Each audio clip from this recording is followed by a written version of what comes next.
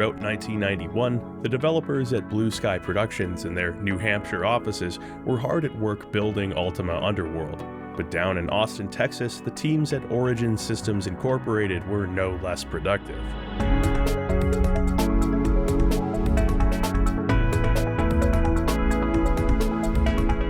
The Worlds of Ultima pair of spin-off titles had been released that same year. The goal of the Worlds project was to take some of the financial pressure off of the studio's flagship releases, but the plan wasn't bearing much fruit. These games, for as relatively cheap and efficient as they were to produce, didn't turn a profit and were permanently discontinued. 1990's Wing Commander, on the other hand, was the company's golden boy. The game's unexpected and massive success had more than made up for the shortcomings of the Worlds titles.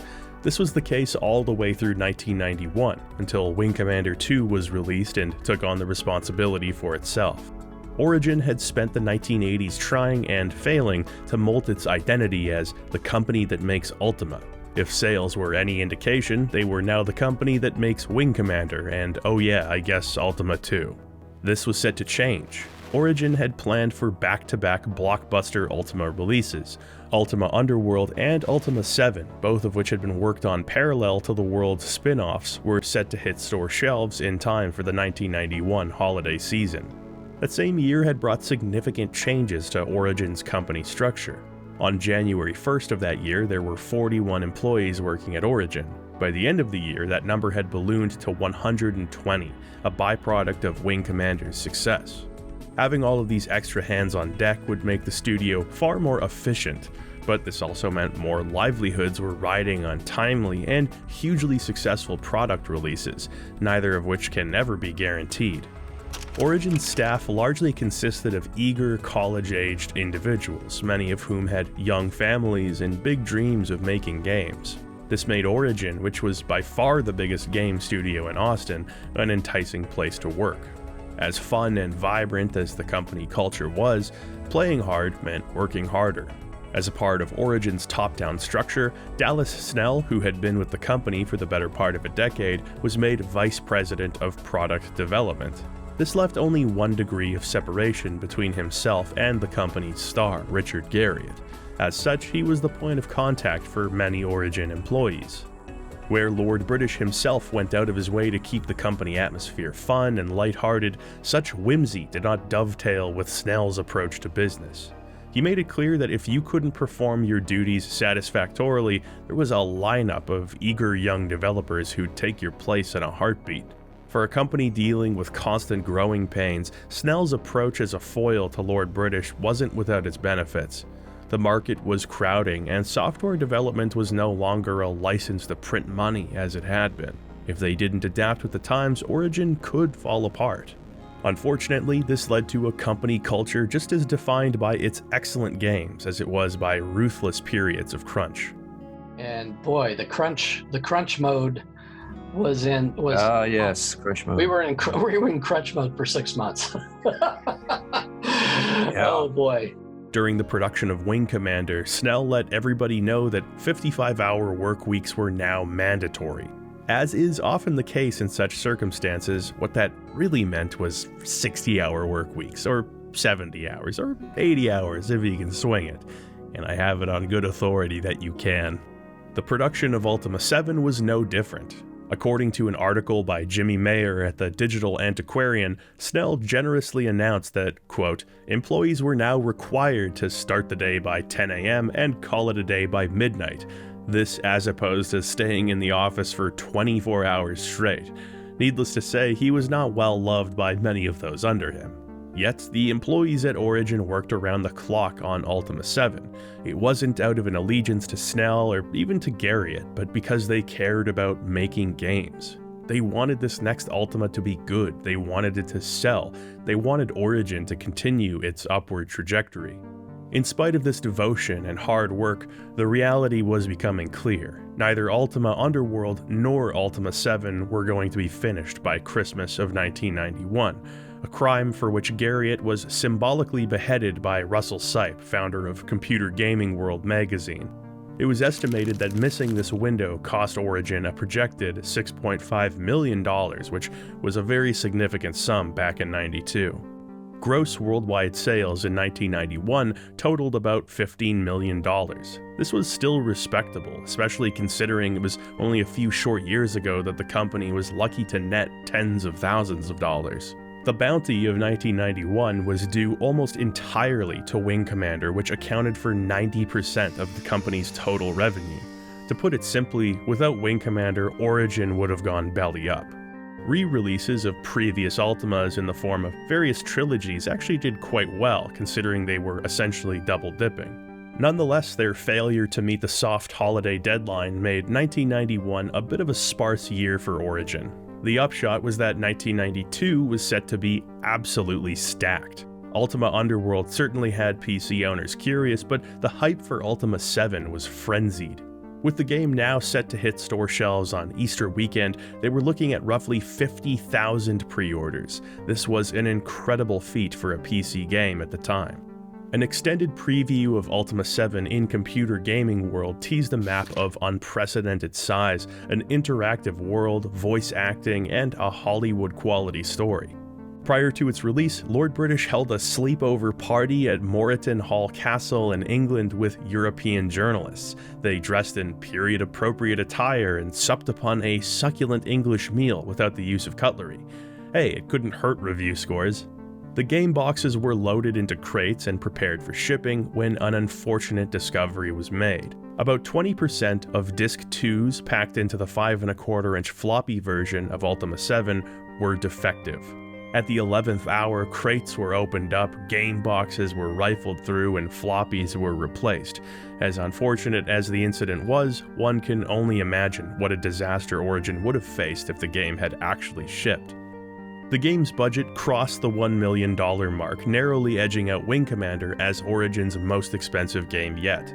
While Wing Commander 1 and 2, and their associated mission packs, had dominated sales charts in 1990 and 91, 92 was going to be the year of Ultima. In the early days of the medium, video game graphics were simple, rudimentary displays, abstract representations of the real world. The purpose of cover art was to fill the gaps of a player's imagination, communicating what was being portrayed with more vivid detail and artistic flair than was possible in-game. In effect, the point was to sell the game to the player. Compelling artwork could enhance the player's experience as they played through a great game. Hey, it could even sell a lousy game if it was eye-catching enough. These days, players rarely walk into a game shop without knowing in advance how the games that pique their interest look and play. Well, these days, players rarely walk into a game shop, period. But in the 1980s and 90s, striking box art that would stimulate the player's imagination was a must, and PC game boxes were a perfect medium. There was less standardization than with consoles, so a PC game box could be exactly as big as it needed to suit the developer's purposes.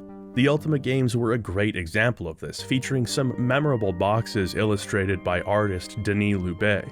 In light of how important Ultima VII's success was for Origin, its box art was a confident choice indeed. When the game released on April 16th of 1992, it became a black gate through which players would enter Britannia. What a badass move. In being nothing at all, it managed to make quite a statement sitting up there on those store shelves. Metallica's self-titled album had released less than a year prior. It's not unlikely that the album's phenomenal sales had a hand in Origin's creative decision here.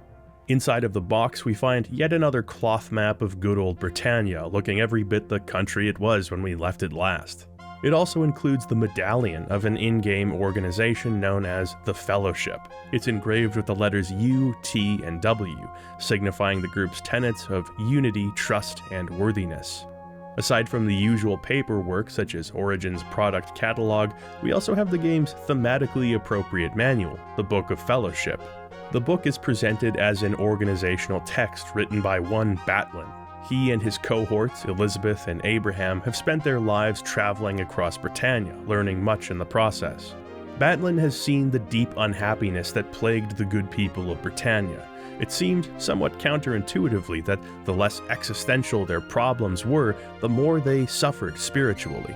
The three would invent a tripartite philosophy known as the Triad of Inner Strength.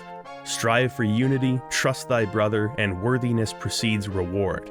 The Fellowship, as the adherents of this philosophy would come to be known, promised to improve life for any who'd abide by its teachings. The remainder of the book recounts Britannia's history, its geography, and its people, as the Ultima manuals often did. It also contains gameplay information, like a bestiary and a spellbook. A financial risk that Origin had assumed was packing the game box with goodies again. The included map in the past 3 Ultima games was made of paper, while Ultima VII's was high-quality cloth again. The more financially focused elements of Origin noted that games like Wing Commander didn't have any feelies and sold just fine. But Richard Garriott wouldn't hear it. He knew that part of the Ultima experience was opening up that box and feeling like you were a part of something bigger. On a creative level, the series continued to benefit from Garriott's stubbornness.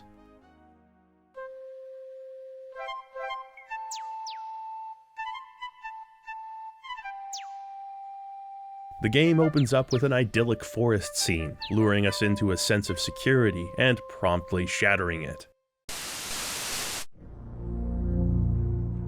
Avatar! Know that Britannia has entered into a new age of enlightenment. Know that the time has finally come for the one true Lord of Britannia to take his place at the head of his people. This is the Guardian, an interdimensional being of unambiguous evil. The Avatar himself, who's playing Ultima VII, is interrupted by the Guardian, who informs us that Britannia's days as a peaceful world ruled by Lord British are numbered. The Avatar concludes that something is amiss and decides to end his long Britannian sabbatical. Within the stone circle behind his house, the site of the usual Britannian portal, he finds a red moon gate waiting for him. He enters, and we're greeted by one of the most ominous title screens in any game.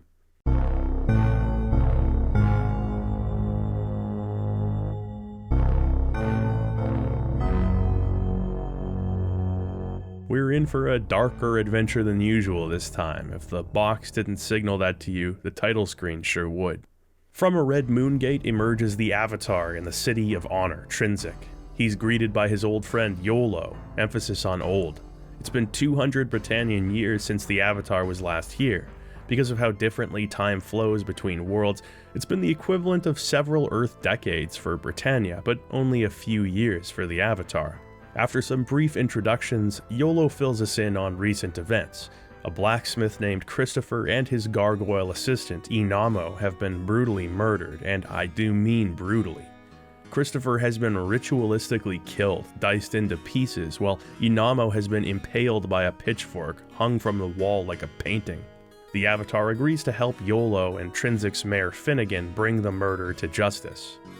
A brief word on ports and playability before we go any further. Ultima VII was built for the very particular hardware configurations of its day. This leads to issues when running it on hardware emulators like DOSBox, which, of course, is the only way to play the original game on modern PCs. The game typically either runs ridiculously fast, ridiculously slow, and very often both at the same time. In order to make the controls responsive and have your party move at anything other than a snail's pace, you have to jack up the CPU clock speed. The big issue here is that Ultima VII doesn't have a frame limiter, likely because Origin assumed that no PC would ever need it. I mean, this game is just state-of-the-art. Well, we need it, because reasonable speeds for the player are turbo light speeds for NPCs and monsters in the wilderness. Just clicking on an NPC to speak to them or trying to understand why your party just died are trials here, necessitating the constant fiddling with clock speeds up and down throughout the game. This is where Exalt comes in. Exalt is a game engine written in C++ for the express purpose of being able to run Ultima VII on modern computers. It's a pretty incredible project and a testament to the love that Ultima fans have for these games. It's come a long way since development of it began decades ago, and the only issues remaining are in the minutiae of the game, such as the way music loops and certain NPC behaviors. Accuracy is important to me in this case, but so is playability. So for this video, I'll be playing the Exalt version of the game with settings as close to native as possible. This means original resolution, no graphical enhancements, no mods, and minimal quality of life features, aside from this view of my party members at the bottom of the screen. Any differences between Exalt and the original are negligible for all but the most observant fans, so rest assured that we are getting the Ultima 7 experience. So it is that the game begins in the city of Trinsic, which is currently under lockdown due to the murders. We are asked to collect information on the deaths of Christopher and Inamo, giving us some freedom to explore the city. The first thing that any Ultima fan would notice at this point is Trinsic itself. It's huge compared to its previous incarnation in Ultima 6. Between the numerous homes and shops, there are more than 20 buildings within the walled city, a far cry from the 6 of the previous game. Buildings are constructed from different materials. There are fenced-in yards, parks, fountains, streetlights, and cobblestone pathways connecting the various points of interest. It feels like a real city because it's laid out like a real city. As a new player, it's almost overwhelming. Considering this is a series that makes a habit of unleashing the player into the entire world rather than just one city, that's saying something. Investigating the murder means speaking to the citizens of Trinsic, asking them what they've heard or what they might know. As was the case in the past few Ultima games, all of these homes are owned and inhabited by particular NPCs and any of their family members. Every single character has a name, a unique portrait, and distinct dialogue. The only duplicate NPCs are town guards, which is excusable because everybody knows that town guards aren't capable of sentience.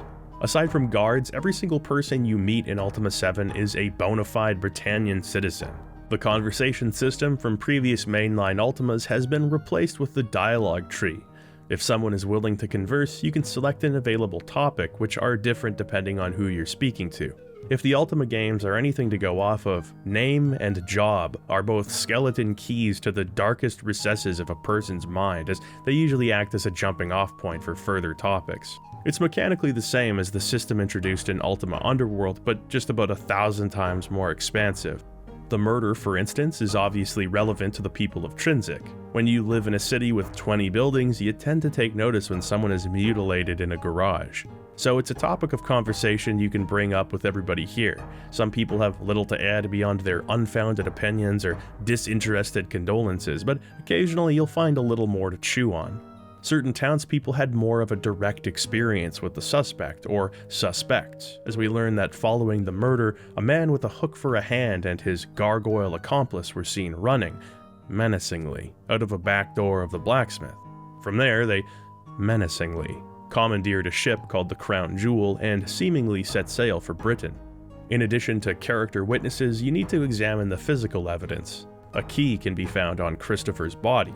Finding his shack in the northwestern corner of Trinsic, this key can be used to open up his storage chest. Within we find a cryptic letter that hints at some illicit dealings, as well as a fellowship medallion granted to members of the organization. If you confront the local fellowship branch leader, a man named Clog, he'll reveal that Christopher had talked about renouncing his membership. This resulted in an argument not only between the two men, but a pair of Clog's colleagues, Abraham and Elizabeth, 2 of the 3 founding members. To make matters worse, Christopher, whose wife passed away years ago, left behind a son named Spark, now an orphan. Spark begs to join the party so he can help us find his father's killer. I don't know, is this going to be your portrait through the entire game? Now we're cooking, welcome aboard, and don't worry, nothing bad ever happens to my companions. Okay, well, nothing bad ever happens to children in the Ultima series. Oh, son of a bitch, Richard. After we've gathered information, we can report our findings to Finnegan, who opens up the city gates for us so that we might pursue our scant leads. A man with a hook and his gargoyle servant setting sail. A pair of fellowship members arguing with the deceased. Verbal abuse from a red-faced golem on a computer screen.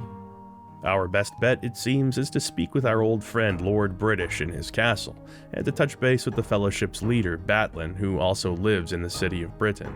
As far as prologue chapters go, insofar as they've existed in Ultima, this one has got to be the best in the series.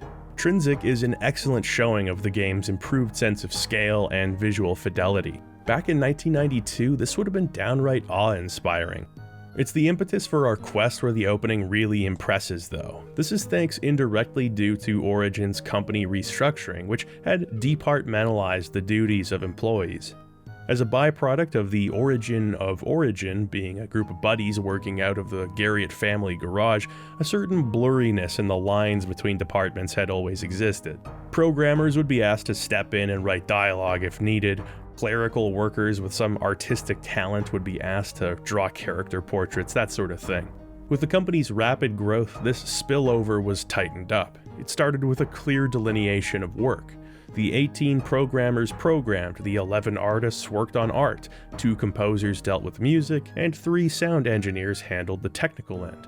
9 designers designed, and 18 quality assurance employees assured quality? Finally, there was the writing team: Jack Herman, Mary Beth Miller, Andrew Morris, John Watson, and Raymond Benson. Benson was an author moonlighting as a video game writer, or perhaps vice versa. He found work with the developer Mindscape, having penned several licensed text adventures, including one based on Stephen King's The Mist and 2 different James Bond titles. Outside of game development, he had even written a James Bond compendium. His experience made him a great fit for Origin Systems, and he was hired on immediately. The goal here was to create a more structured narrative, and that meant a more traditional setup. Benson's history with the Bond franchise really shows here. An inciting incident leaves a tragic mystery hanging in the air. An intrepid hero and an unlikely group of allies face perils to solve the mystery, acting as a hammer of justice. In a way, the entire Trinsic mystery is the classic James Bond setup with an ultimate twist. Having the game open up with the Avatar mere inches away from a ritualistically dismembered body is a great way of driving some urgency into the plot. If you arrived in the customary way and spoke to some citizens who only told you about the murder most foul, then you'd have more of a quaint Miss Marple mystery on your hands. Not that there isn't some charm in that, but to be shown the gruesome events grounds the player immediately and signals vast sweeping changes to Britannia that can't be ignored. This ain't your granddad's Ultima. Well, it came out in 1992, so I guess it literally could be. The player is given immediate cause to learn about the tragedy and to prevent it from happening again. The adventure is presented on a silver platter, and any self-respecting avatar could do naught but accept. With YOLO and Spark in tow, the journey to Britain begins. As any series fan would know well by now, the path to Britain will take us along the Trinsic coast overlooking the Great Sea. We'll pass by the village of Pause and continue to follow the shores of the Bay of Britain.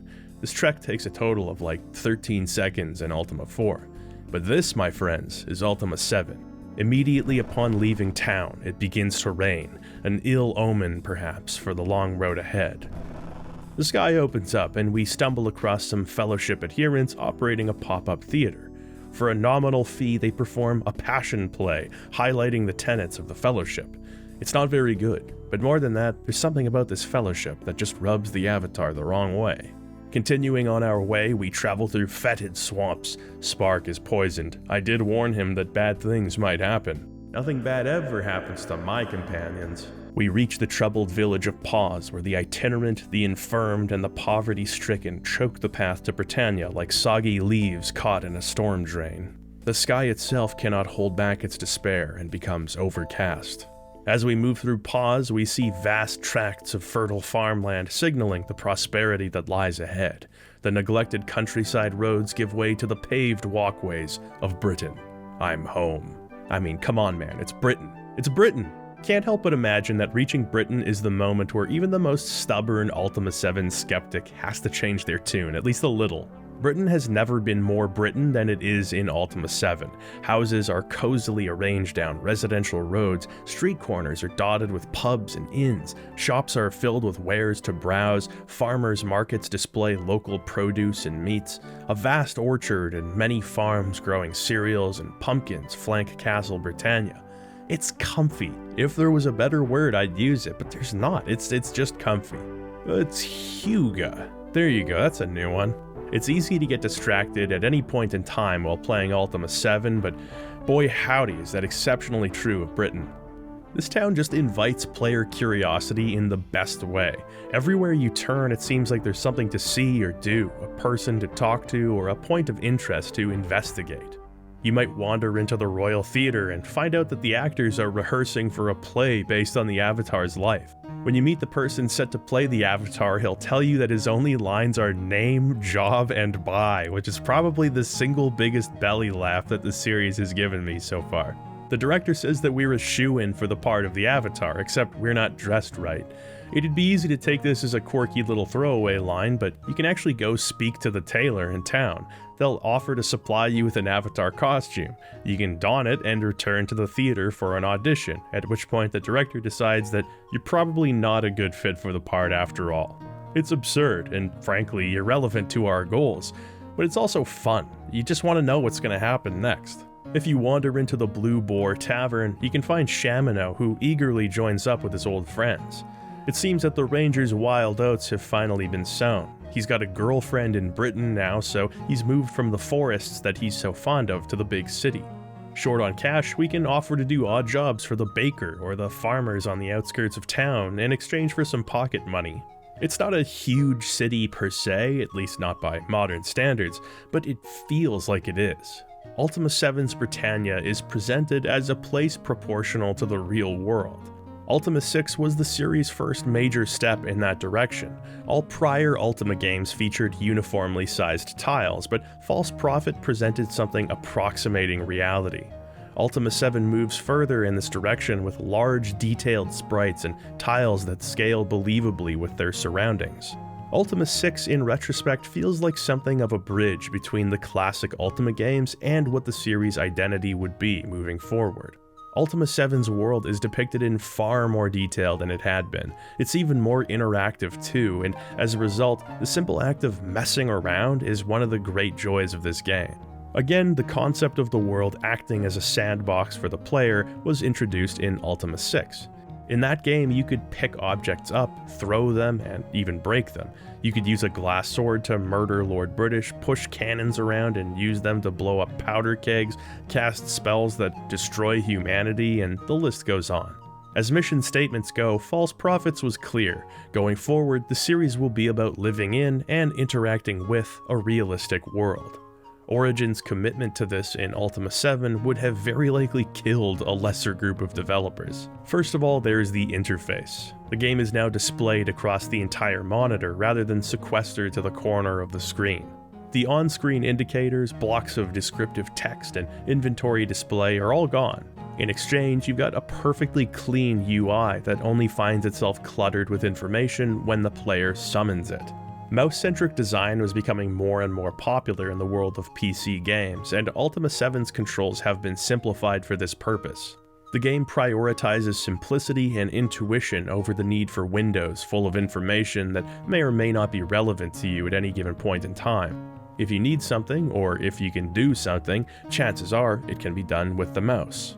You can move your character by right-clicking and adjust their speed by distancing your cursor from the avatar. The game still uses tile-based layouts, although the tiles are much smaller and grouped into larger chunks for objects in the world. As such, you may have noticed that the movement is still grid-based and might seem a little choppy. Outside of the coding challenge that would have been calculating coordinates per pixel, PCs back in the day didn't have dedicated graphics hardware that was capable of smooth scrolling the way home consoles did. Of course, there was the odd wizard, such as John Carmack, who had brute-forced programmatic solutions to that limitation, but it just wouldn't have been realistic to have smooth scrolling in such a massive scale game. The movements might look a little janky, but it doesn't take long to get used to. It's also a huge improvement over previous Ultimas with their markedly larger tiles. If you left-click on someone or something, the name of that thing appears above it. When you double-click, you'll interact with it. If it's a person, you'll initiate conversation, so long as they're within earshot. If it's an object, this will trigger its context-sensitive action. This can be something as simple as opening an unlocked door, but it'll also allow you to play the lute, fire cannons, hit birds with mallets, or take a look at any of the numerous books you can find here.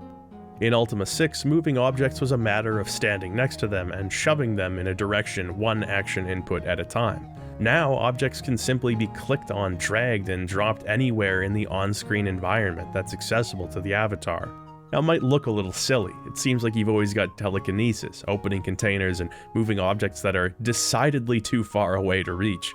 But there is a continuity in how physical space works. You can't interact with any object that can't be reached. This means that if a closed door separates you from a movable object, you have to open it before you can act. Objects also still have properties, with some being too heavy to move. The point-and-click interface is a very positive change in regard to the game's fluidity. Any object that can be seen by the player is somehow at their disposal. If an NPC is walking around, no longer do you have to clumsily trail after them one tile at a time. You can simply engage in conversation. For Ultima fans who had played Underworld a month earlier, the move from its flexible 3D environments to a more familiar 2D top-down perspective could have been seen as disappointing. But after becoming oriented in Ultima VII, it's plain to see where the many hours of development time were spent here. To access your character sheet, you press the I key.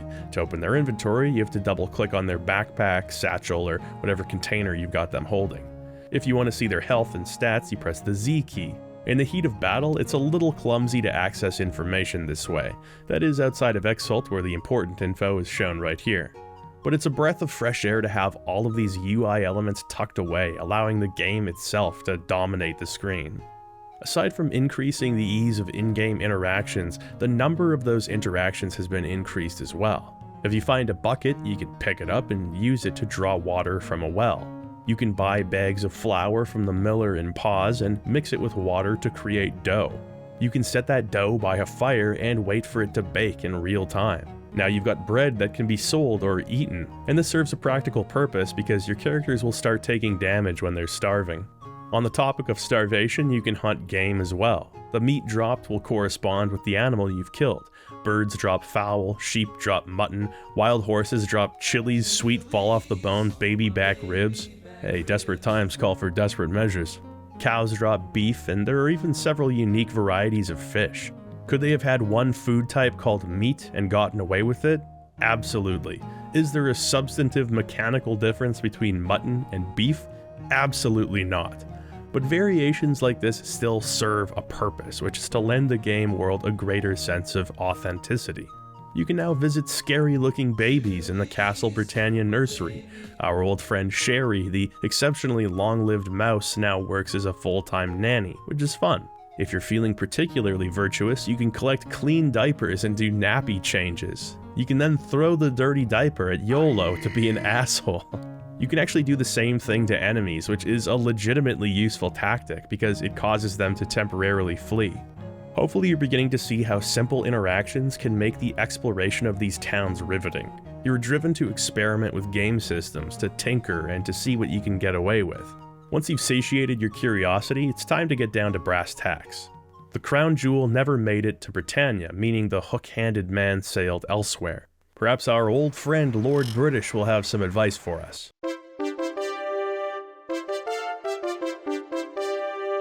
Okay guys, maybe let's cut the triumphant music if he's not at his throne, okay? Reuniting with Lord British has become emblematic of that homecoming one feels while playing an Ultima game. Having come to Britannia from Earth like the Avatar, Lord British isn't showing his age the same way that the Avatar's compatriots are. And he's always so happy to see the Avatar. You really get the sense that these two will stay friends come hell or high water. Lord British fills us in on Britannia's recent troubles. There's an imbalance in the world's magical ether. Neither magic nor moongates have been functioning properly, with many of Britannia's great sorcerers being driven mad. For the first time in many an age, Lord British himself did not send the Red Moongate to the Avatar, meaning someone or something else has beckoned him here. Like so many others, Lord British encourages the Avatar to join the Fellowship, speaking highly of the work they do around Britannia. The existence of the Fellowship represents one of the biggest changes in Britannia over the past 200 years. The Fellowship has largely supplanted the teachings of the Codex, with shrinking numbers of people remaining wholly loyal to the Avatar.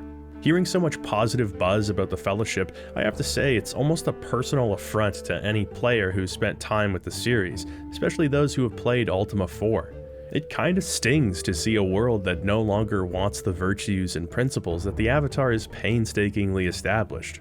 Arguably even more insulting is the fact that Britannia doesn't seem any worse off for it. The Fellowship appears to be doing great work. Their triad of inner strength is a simple and attainable set of guiding principles. The first rule of the triad is to strive for unity. This means seeing others as extensions of oneself, lending a hand when needed, and receiving a hand in due course.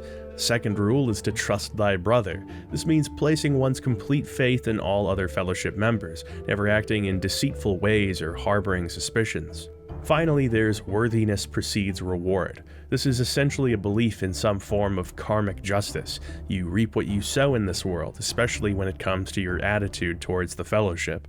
As a result of these teachings, the group is able to serve a practical purpose in the lives of Britannians that the abstract, aspirational good of the Codex wasn't capable of. As the population of Britannia increased rapidly following a period of prosperity, growing pains became apparent. The panacea for this was not a wishy-washy, holier-than-thou philosophy that no human could ever truly measure up to, but measurable self-improvement. The Fellowship is capable of scaling operations within a growing Britannia. The more conceptual teachings of the Codex can't serve the discontented masses in the same way. Can you look a starving beggar in the eyes and tell him that through valor, honesty, and spirituality his life will improve? The Fellowship offers that beggar pragmatic solutions. This is why the nobility and ruling class of Britannia, whether or not they themselves belong to the Fellowship, have no problem with the organization's presence. Many within Britannia struggle with increasing class divides, crushing taxes, incompetent leaders, rampant pollution, and escalating racial tensions. But the Fellowship is seen as an anesthetizing force. Not for nothing, people's lives are measurably better thanks to them. Shelters serve the poor when they have nowhere else to turn, fellowship initiatives help the merchant class thrive, and a sense of community is fostered for the lone and the outcast. But as the once great Lord Blackthorn taught us, there's no philosophy in heaven or on earth that cannot be corrupted and twisted to serve the ends of man. This becomes apparent in the town of Paz, where the Fellowship operates its homeless shelter. For those who have joined the Fellowship, all is well, but there is immense social pressure placed on those who refuse. To refuse membership is to place yourself on the periphery of society. This kind of sanctimony can be seen in the children of Fellowship members. Camille is a farmer whose husband has recently passed away. Grief-stricken and poor, she tends to her small farm with her son Tobias. The two remain loyal to the teachings of the Codex, with Camille recognizing the Avatar instantly. Garrett, the child of the local Fellowship leader, despises Tobias and Camille for not joining the Fellowship. He blames Tobias for stealing a rare vial of Silver Serpent's venom, a potent poison that's used as a recreational drug in small doses. Yet, as quick to blame Tobias as some are, it's Garrett who displays signs of addiction. Even after presenting him with undeniable proof that he's framed Tobias, Garrett doesn't understand how his actions are morally wrong. After all, Tobias and Camille aren't Fellowship members, don't they deserve the worst? It's a bit of grim closure for this quest, realizing the consequences of the Fellowship's cultural dominion over Britannia. The antagonism between members and non-members is especially noticeable in the town of Minok. The Fellowship is prevalent here, leading to Minok's longtime Mayor Burnside joining them as a front-facing member. If you speak with Burnside, he'll candidly express disagreements with the group's teachings and actions. It's almost guaranteed that if he were to publicly about-face on the group, his 20-year-long mayorship would come to an abrupt end. As we learn in Britain, the Fellowship influences elections. If a non-member candidate doesn't promise to further the group's interests, they'll find themselves edged out of the democratic process, or worse. They even replaced the dedicated hot air balloon basket factory in Minok with another Fellowship hall. The gentrification of Britannia has gotten way out of hand. On top of this, the Artisans Guild, which has a long history as the cultural center of Minok, finds itself on the brink of financial disaster. Because the guild openly opposes the Fellowship, an economic situation has been orchestrated in which the guild will soon be forced to shut down permanently. This would further consolidate power and influence in the Fellowship's hands alone. So as great as the Fellowship seems to be to the average Britannian, an inquisitive player only needs to poke around to see the dark underbelly of the situation. As a result of the Fellowship's power, the Avatar is now just some guy.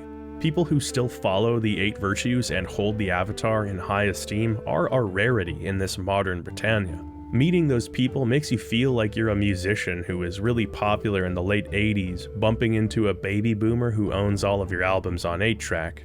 There's an unspoken awareness that you haven't been at the height of your celebrity for many years, but you still have just enough influence to leave some people kind of starstruck. The Royal Museum in Britannia is full of relics from the Avatar's previous exploits. It's kind of fun to recall your adventures here, but it's also sad to see such mighty artifacts collecting dust. Even the museum curator is a member of the Fellowship. The good news is that Batlin, aware of the Avatar's waning relevancy, gladly welcomes him into the Fellowship, so long as we can complete a few trials. The first of these is to bring a package to the branch leader in Minok. Upon arriving in town, you stumble across the aftermath of 2 more murders conducted in the same way as Christopher's. Asking around, you'll hear rumors of other similar deaths occurring in recent years. It seems that regardless of who the victim was, they were always at odds with the Fellowship. Following the delivery, we're given one more task. We must enter the dungeon Death Starred in order to recover funds from a Fellowship strongbox. This is likely the player's first time entering a dungeon, and possibly even dealing with combat. On the topic of dungeons, the Black Gate is full of them. The dungeons follow in the footsteps of Ultima VI, which utilize the same mechanics as the rest of the game rather than being a separate style of play. Ultima VII takes this one step further because its Britannia is completely open and unbroken. Once again, the foundation for this was laid in the previous game. That was the first time in the series that an unbroken overworld was featured, where towns and individual houses were all a part of the same map. Ultima VII takes this concept to its logical conclusion. Outside of using teleportation, there's not a single break in the game's continuity. Dungeons are seamlessly woven into the world map without triggering a loading screen. You can enter and leave them at will, and so can enemies for that matter. This means that the vast mountain ranges stretching across Britannia aren't just there to look good, they're often enclosing traversable interior spaces. It's yet another big step forward in making Britannia feel like a simulated space. This also draws even less of a dividing line between exploration and dungeon crawling. The different aspects of the game are further consolidated, and the results continue to be mixed. Dungeon crawling was a less emphasized part of Ultima VI. With all of the previous games having included first-person dungeon segments, the move towards a more homogenized style makes dungeon crawling less of an event. In False Prophet's case, it also didn't help that the dungeon designs weren't very creative. The Black Gate follows in these footsteps, but it does make some improvements. For one thing, there's a bit more visual variety here than in Ultima VI. Not much, but at least you're not staring at red cave walls 95% of the time. More than anything, what makes dungeons worth exploring in Ultima VII is that they're often full of secrets, side quests, and loot. In the dungeon Death Starred, for instance, you'll find a group of adventurers. A man named Cosmo has been sent by a woman he has a crush on named Ophelia to find a unicorn so that he might prove his purity to her. Everybody except for Cosmo is aware that this is a wild goose chase to get him off her back. Well, in fact, you can find a unicorn in a cave south of the entrance to Death Starred. It'll complain about its status as a glorified virgin detector. Apparently, sexual energy is so powerful to a unicorn that to even be touched by a non-virgin would be excruciating. Art thou a virgin? No, I'm not. Thou dost not have to brag in order to impress me. Oh no, all of my party members are chiming in. No, it is perfectly understandable. Thou hast been so busy lately. Hast thou remained a virgin since then by choice or by circumstance? Choice for sure. Well, I am sure thou wilt find the right person one day. This is like an endless humiliation ritual. I thought RPGs were like supposed to be escapism or something. Interestingly, if you visited the Britannian bathhouse and engaged in a liaison with any of the women, or men, there, the dialogue actually changes to reflect this, with the unicorn now fearful of you. If you tell him about Cosmo's situation, he's so amused by the idea that a woman wants to test a man's virginity for once that he'll agree to pay him a visit. It's discoveries and interactions like this that make the dungeon crawling fun. Asides that would have been tied to the main story in previous games are now just missable bonuses you can find all over Britannia here. Another memorable moment occurred when I was exploring the dungeon Despise. There's an optional room down a hallway with 3 magically locked doors. If you manage to get past them, you'll find a mage's hideout with some gold. Pretty cool, but upon further exploration, you can find an invisible staircase leading to a hidden meeting room above the dungeon.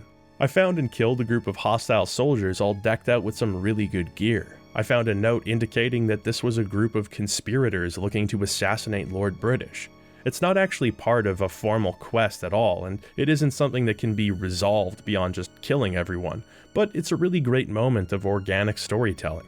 It's also a clever way of making the acts of killing and looting, neither of which are anything new by this point, feel novel and rewarding.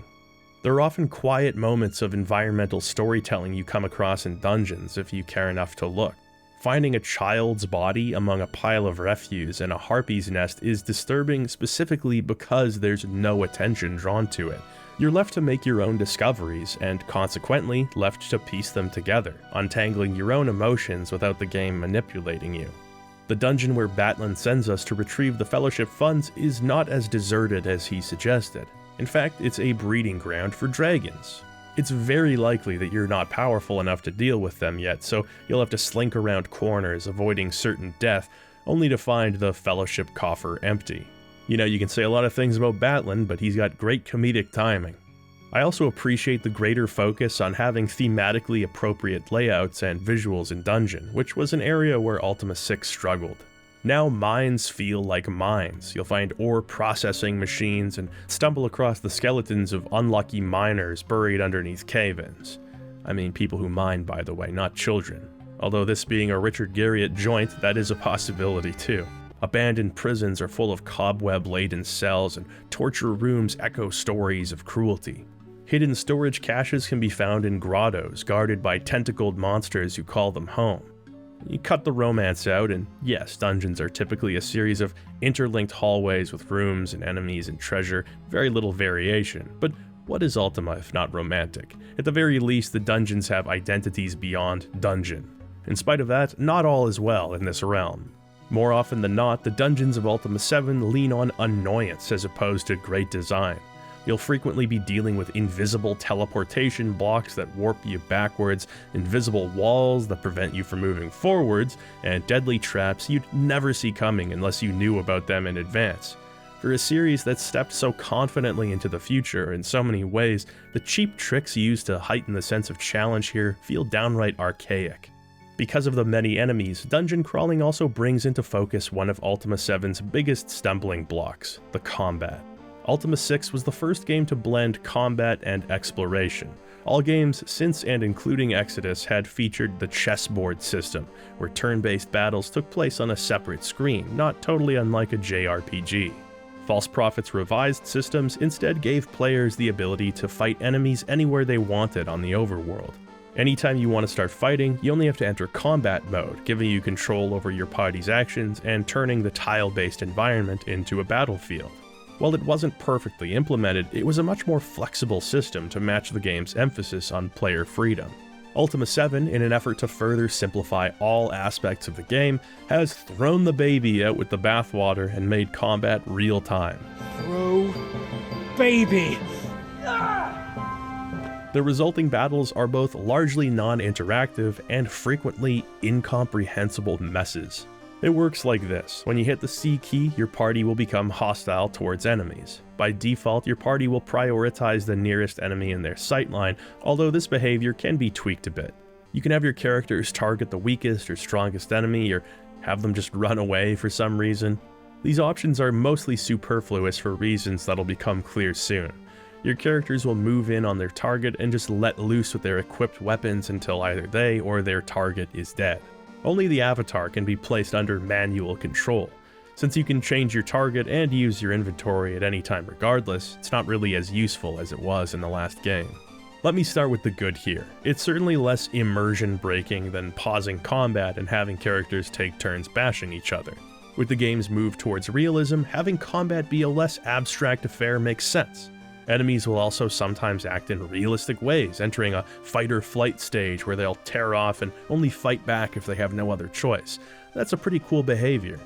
Now for the neutral. Fights are over quick, and I mean real quick. Most battles take only seconds to resolve, and before you even fully understand what's happening, it's over. The game is also generally very easy, which, given your lack of control over situations, is better than the alternative, but still not ideal. And now for the bad. Your party is not very intelligent. They'll bum rush the enemy in some truly bewildering ways. Because damage is heavily based on random dice rolls, your allies will frequently die, and you'll have no real idea how it could have been prevented. They'll also sometimes act autonomously, rifling through their own inventory for what they perceive to be better weapons. For this reason, I cannot under any circumstances recommend giving your allies explosives unless you really want Spark to go out in a blaze of glory. You basically have to supervise your party members like they're unruly children, not letting them carry anything that they might hurt themselves with. Then there's a matter of magic. Despite the disruptions to the magical ether, the Avatar is still able to cast spells. As is series tradition, there are 8 circles of spells, and in order to draw from a given circle, the Avatar's level must be equivalent to it. The problem is that your combat-centric spells often have a huge area of effect that kills your idiot teammates. So to make the most of magic, you have to be in peaceful mode so that your buddies don't rush in and put themselves in harm's way. Then you can comfortably cast your spell of choice, which is just such a cockamamie way of avoiding a problem that really shouldn't be here in the first place. The delayed blast spell becomes particularly helpful here since you can set any object to explode on a short timer, giving your party some time to book it. That'll learn them. I want to give credit where it's due. The concept of real-time combat in an open, continuous environment was insanely ambitious, and again, it's a logical evolution. The way enemies spawn in is cleverly disguised and makes sense from an ecological perspective too. You'll have run-ins with groups of scorpions in the desert, alligators emerging from swamps, or trolls hanging out under the many bridges of Britannia. When you compare this with the randomness of encounters in previous games, this Britannia feels far more organic. On the rare occasion that combat does work, it can look pretty sweet. You feel like a dungeon master letting slip the dogs of war. The Avatar casting a magic storm spell belongs on a heavy metal album cover. It's just always kick-ass. Unfortunately, combat is such a big part of this game that its many shortcomings can't be ignored. It's simultaneously too simplistic and too chaotic. I mean, look at this poor gremlin. He got annihilated so hard that he didn't even leave a body behind, just a few pastries. We should all be so lucky as to serve such a noble purpose in death. An enemy encounter is something to be tolerated rather than enjoyed, and that's thanks to your bonehead party members. Thankfully, outside of combat, the presence of companions really enhances the experience. This cast of characters becomes more charming and integral to the world with each passing game. There's also just something fun about these characters being based on Richard Garriott's real friends and Origins employees. Playing as the Avatar who binds them all together, it feels like you're the guest of honor at a meeting of old friends. Like you're glimpsing at decades worth of inside jokes and group dynamics. It's something very unique to Britannia. Your party members are more developed as characters than they've been in previous games. They've got a good amount of unique dialogue, which helps to get a greater sense of their personalities. They also interject with opinions or sarcastic remarks during dialogue, just often enough to give them a greater sense of presence. In fact, if there's any area where I think this part of the game could be improved, it's that the dialogue of your party members doesn't evolve with the situation quite as much as it could. But it's still a big improvement over Ultima VI. The riffing between Dupré and Chamino really feels like old friends getting on each other's nerves. You'll find your buddies living their own lives across Britannia, forcing you to seek them out if you want them to join you. Some characters, such as Geoffrey, have real responsibilities, so they can't just drop everything and go questing. Others are only too happy to see their old friend again and eager to set off on another adventure. As the party's resident affable alcoholic, Dupré in particular is an extremely charming character. Dupré, it's 8 in the morning. As the group's rational father figure, Yolo's patience is always tried by Dupré, adding a kind of playful rivalry that you'd miss if you didn't recruit both characters. Of course, the core group is the Avatar, Chamino, Yolo, and Dupré.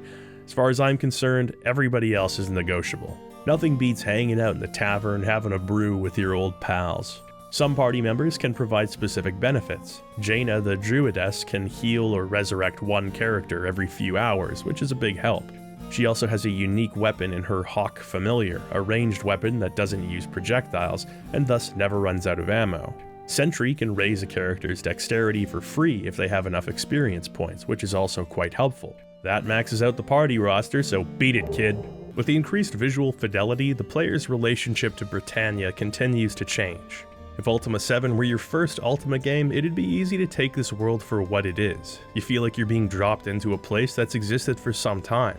There's enough exposition to get you up to speed without coming across as heavy-handed. For anyone who's been here since the early days of the series, there's an undeniable sense of nostalgia mixed in with that novelty of exploring the world all over again. I've talked about the uniqueness of Ultima and how it's one of the few series that has you returning to the same place over and over again. Contemporary critics often found this to be one of Ultima's weaknesses, framing it as a lack of creativity and an inability to innovate. It's interesting how this has been reassessed in the years since. We've come to see the Britannian homecoming as one of Ultima's defining characteristics. Each time we return, Britannia is broadly the same, but it's punctuated with differences that redefine the world and our place in it. The scale changes, the arrangements of the towns change, the degree to which you can explore and connect to your surroundings only grows with each entry. This reaches new heights in Ultima VII. This game makes the earlier titles with their simple graphics and limited interactivity feel like distant memories of a far-off time. When you play Ultima 4, it's as though you're remembering only the general thrust of the adventure, a memory tempered by time, summarized and condensed. That's what good fiction does. It tells the truth but spares us the unnecessary. Now, in the present, you feel every leg of your expedition in a more tangible sense. You literally have to trudge through swamps that would have been represented by single tiles in previous games. Instead of warping your little sword guy around, you move one foot in front of the other. You might not even be a sword guy, you might be Second Amendment avatar, and that's taken into account too. All of these details feel just as necessary as the broader strokes of earlier games. That's because Ultima is no longer about the destinations, or at least not only about them, but the journey. A byproduct of this changing Britannia is the player's awareness of time's passage. Iolo is an old man now. Many of the people we've met in previous games have either passed away or had their businesses or farms inherited by their children or even grandchildren. Chamino's freedom-loving spirit has been moderated by responsibility as he's settled down in Britain with his girlfriend. The meta aspect of Ultima is in full effect here. Imagine you'd been invested in this series since its inception. That would have been 12 years by the time Ultima 7 released. It feels like the blink of an eye, but 12 years is a pretty long time, long enough to relate to those differences. Long enough to have sowed wild oats of your own, or to have the salt and pepper beard go full salt. It's weird, man. Everything changes. In a game whose goal is to accurately recreate reality in as many ways as it can, that might be the realest thing of all. After finishing up your task, the Avatar is formally inducted into the Fellowship during one of their late-night ceremonies. It's pretty funny having all of your party members chime in asking if you're right in the head, but it seems like the best way to find information. You're given a Fellowship medallion, which, on top of being a spiffy piece of jewelry, serves a gameplay function too. Certain people will be more or less receptive to you if you don the amulet, and other areas are only accessible to those in the Fellowship.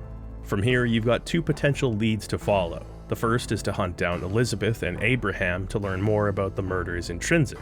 The second is rather cleverly spun into the game. When you deliver the Fellowship package, you'll have no choice but to pass by the family of the Minok murder victims. One of those family members is a fortune teller who offers to give you a glimpse into your future. One of the things she'll say is that the Avatar's fate is linked with that of an entity called the Time Lord, an important being from Ultima 3. You can also find yourself pointed in the direction of the fortune teller if you speak with Chuckles in Castle Britannia. I guess I'm a glutton for punishment because I always talk to Chuckles. I don't know why, it's like looking at the sun. Oh, I've got a clue, it's important, and just for you! You can stumble across the information by talking to some character in you, too. The point is that Ultima 7's quests are heavily dialogue-driven. If you don't talk to people and make note of the information you're given, you'll quickly find yourself directionless. But you can always pick up the scent again if you're thorough. Our primary lead, the hunt for Abraham and Elizabeth, is a classic Ultima wild goose chase, but it's disguised very well and serves a crucial purpose. You ask Batlin if he's seen the two. He says they just left and are on their way to Minok. You ask about them in Minok. They just left and were on their way to Paz. You ask in Paz. They're on their way to Jalome. Jalome back to Britain, and this does go on. At a certain point, you may start asking yourself, am I being taken for a ride here? Yes, unequivocally, you are being taken for a ride, but it's the ride of your life, so stop whining and turn that frown upside down.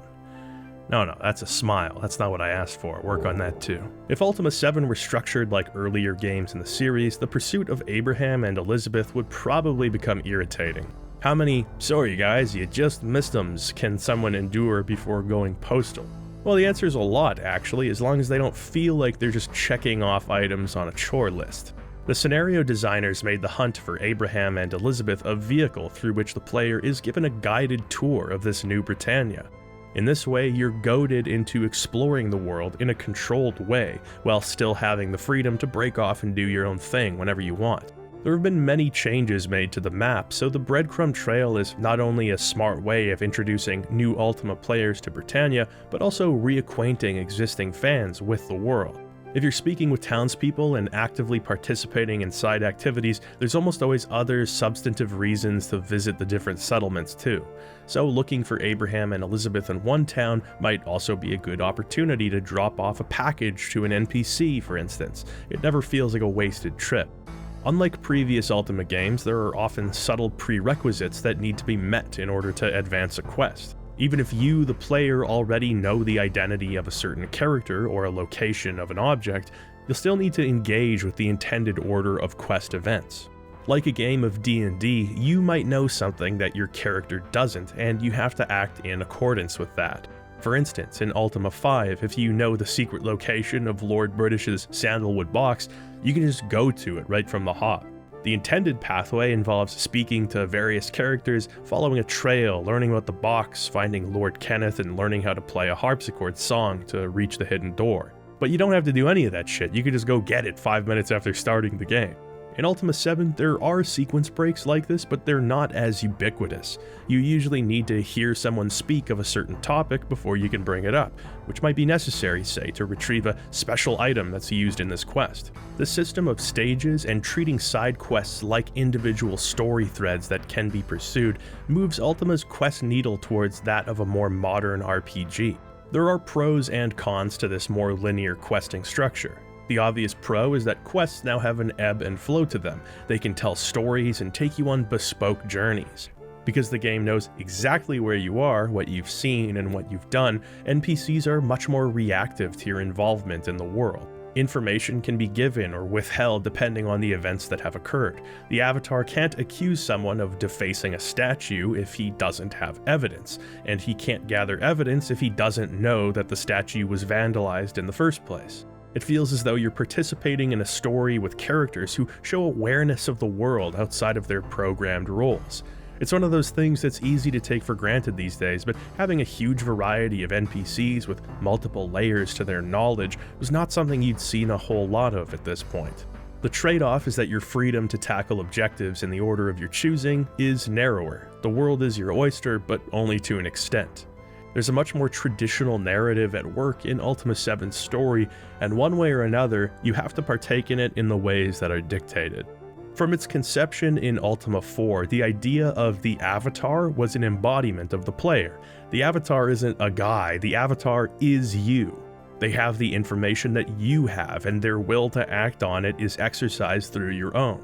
The inability to cut corners at the player's discretion has the effect of making the Avatar feel more like a character in a story, and less like, well, an avatar. Less like an incarnation of you might say.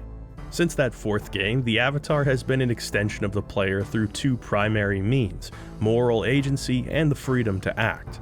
If I, the player, already know the shrine mantras, and I'd like to recite them without going through the intended scavenger hunt, then the Avatar can act on my behalf. It doesn't matter how I know them, just that I do. This is also a byproduct of dialogue being typed manually instead of chosen from a list as it is in later games. If you go around yelling sex at everybody because you think it's funny when you're 14, eventually your hard work will pay off. You can't do that in Ultima 7 because the Avatar isn't you anymore. You can yell the word sex at your computer monitor all you want. You'll only succeed in worrying your family and driving even more of a wedge between you and the unicorn. Through these changes, the Avatar's identity is crystallized, becoming a predefined character instead of a void to be filled with the player's control. By virtue of the fact that the Avatar is a silent protagonist, their personality is still left ambiguous. Of course, you still have the freedom to perform nasty deeds in Ultima 7. You can murder, you can cheat, you can steal. Your party members might not put up with it, but you can still do it relatively consequence-free. Not having the ability to act purely on the player's motives completes a transformation that's been happening for a few games now. This is no longer your avatar, this is the avatar. You have the privilege of controlling them through a computer game, and an excellent one at that, but they're not a mirror image of you. The story of Ultima VII is one with a literary bend, more closely resembling a book or a movie. Ultima 4 is a story that could only be told through a video game because you are the key ingredient. Ultima 7 cashes in those player-driven qualities for something more traditional, and it gains a great deal in the process.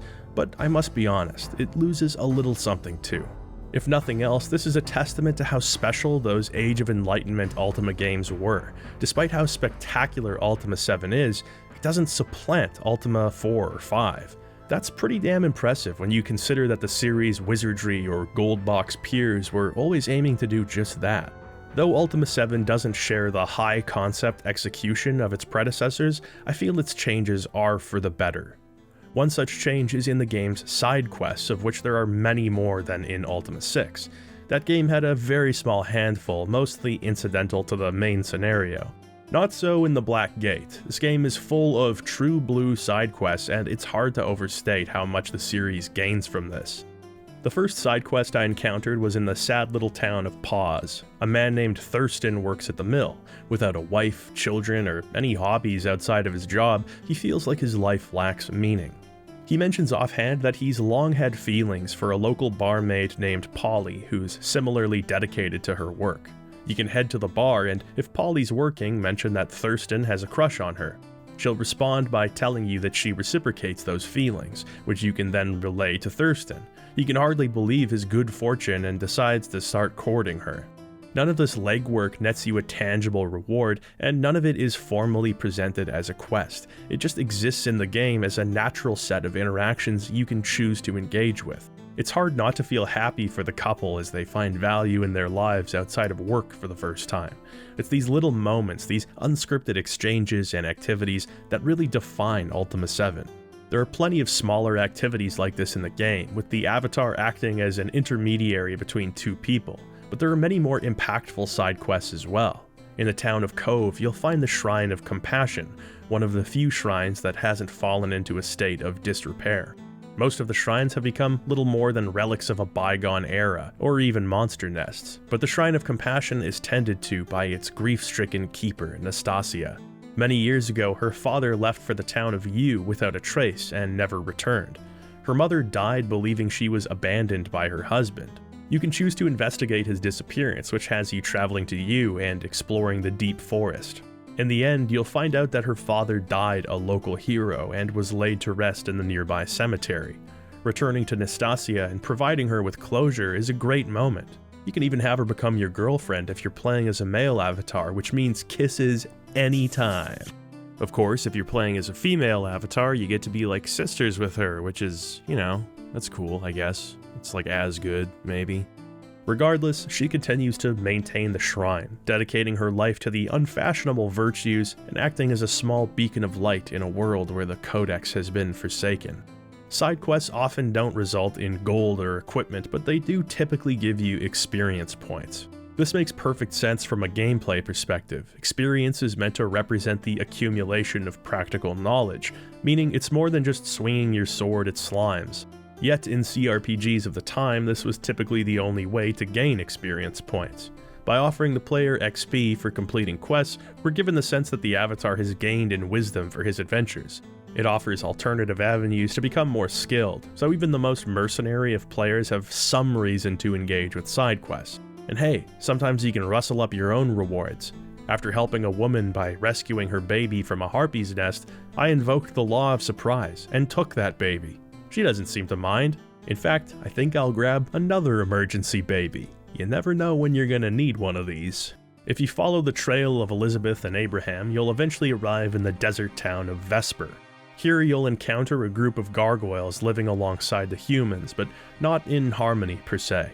After the events of Ultima 6 resulted in the collapse of their underground home, the remaining gargoyles came above ground to live in Britannia. Thanks to the two groups having settled their differences, there's been a concerted effort in having gargoyles integrate with Britannian society. A gargoyle even serves on the Council of Lord British to give the species a political voice. While hostilities are no longer at the boiling point that they were in False Prophet, there's a quiet, perhaps more sinister tension that exists between the races.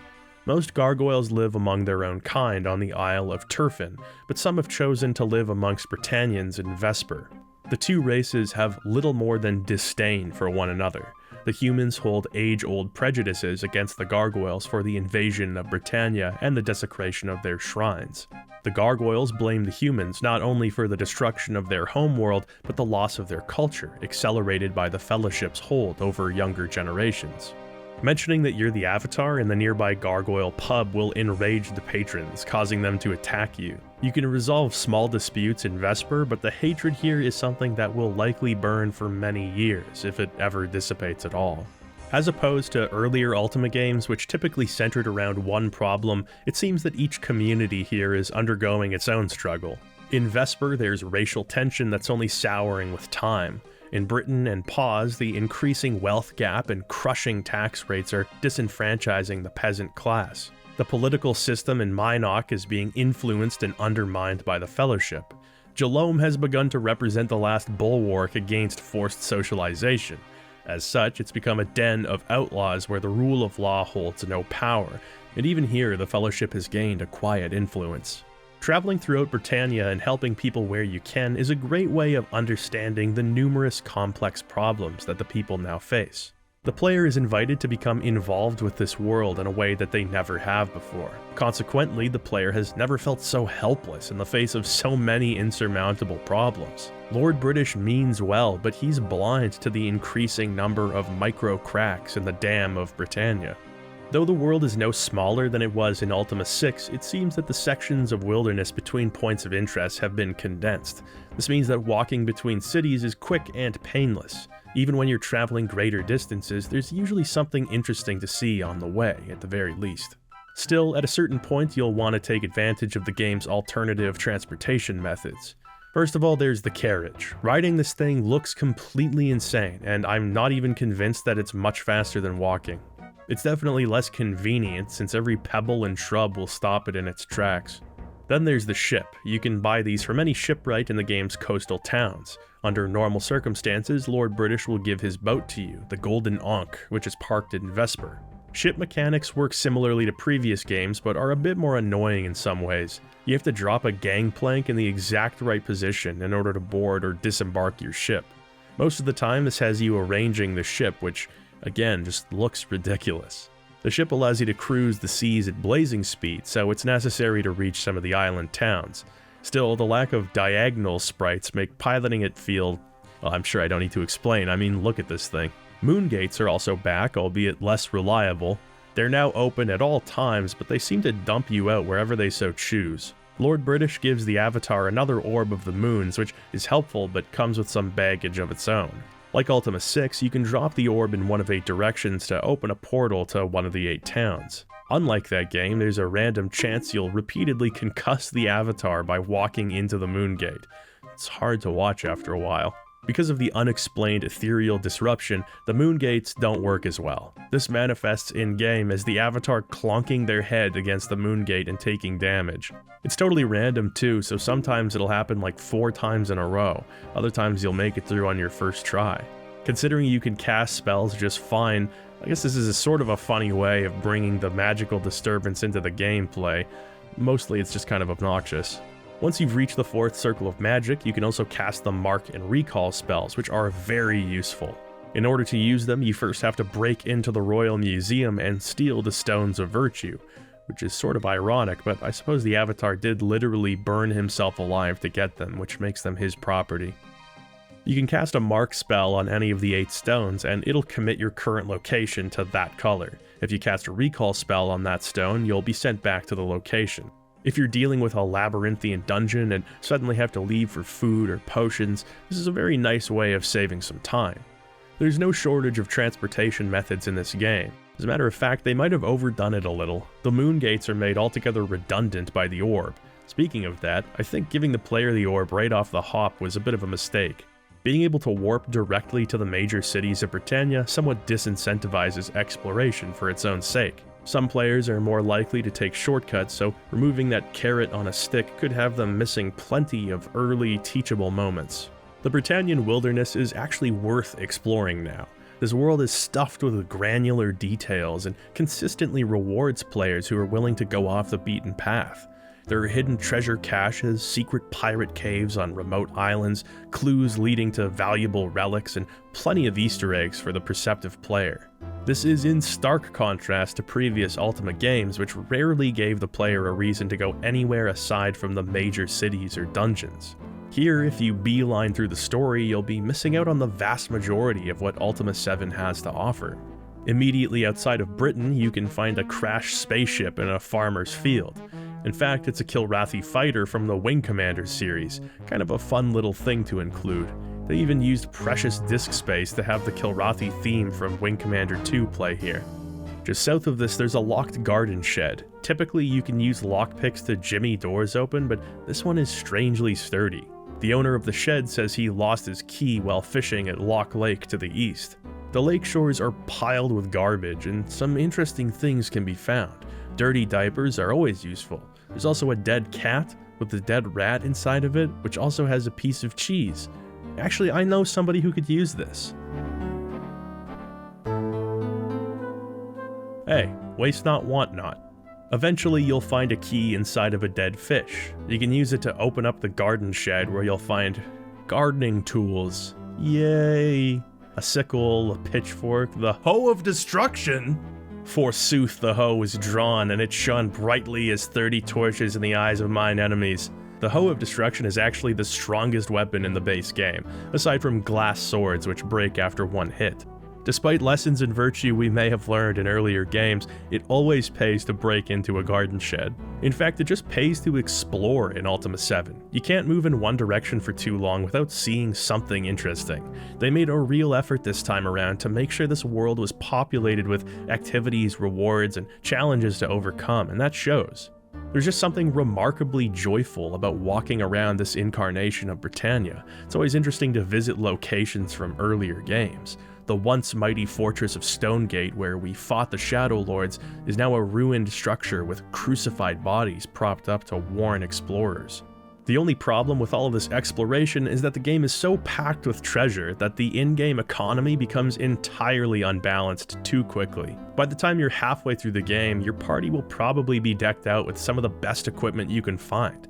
This seriously cuts down on the excitement of finding a hidden treasure trove or stumbling across a pile of gold. There's only so much that you can actually do with it at a certain point. The most reliable use for excess funds is buying spells and reagents, which can add up. Most of the spells here are returning classics from earlier games. There are basic utility spells such as Douse, which puts out fires, or Weather, which creates rain clouds, just for the hell of it. Some of the high-level spells decimate the battlefield. Mass Death continues to be awesome, both nominally and functionally, and causes, well, you know, the mass death of your enemies, and very nearly your own party too. Party-wide invisibility is a helpful way of moving everyone past serious threats. Casting Dance forces everyone on screen to start dancing, which is a power that no man should have access to. All of the mages in Britannia have gone at least a little crazy from the whole ether disruption, but they'll still sell you reagents and spells if you can find them. Rudium, for instance, has— oh no, don't do this, never do this. Why is this an option? Why are you allowing me to cast Armageddon? We've seen what it did in False Prophet, we've seen what it did in Underworld. Why would the Avatar ever need the means to wipe out all life as we know it? I know better at this point, so you can just count me out. On the other hand, might be funny. Listen. You can't be the Avatar no more, on account of the fact that you keep killing the world. Somehow, in spite of that, Lord British manages to persist. He actually gives you a pretty harrowing speech about what you've done. Understandably, he's not very happy about the fact that you've eliminated life except for him anyway, but as is tradition, we'll change that, won't we, British? Late one night during the development of Ultima VII, a few of the programmers burning the midnight oils decided to go outside for a smoke break. Richard wasn't a smoker, but seeing an opportunity to share some ideas with his employees, decided to hang out with them. As he opened the man door leading to the smoker's pit, a heavy iron plate affixed to the door, meant to keep it magnetically closed, suddenly came loose and dropped directly on Garriot's head. He died instantly.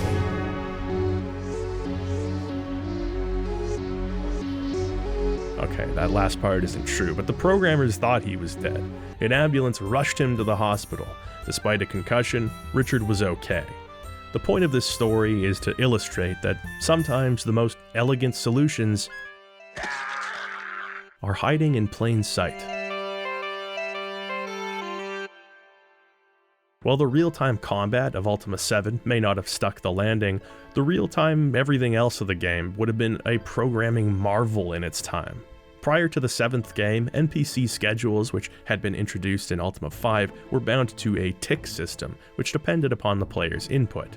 With each movement or action that the player took, a block of time would pass. NPCs were scripted to stay at home or go to the pub or head to work depending on the time of day. It was seriously impressive, but again bound to the player's input.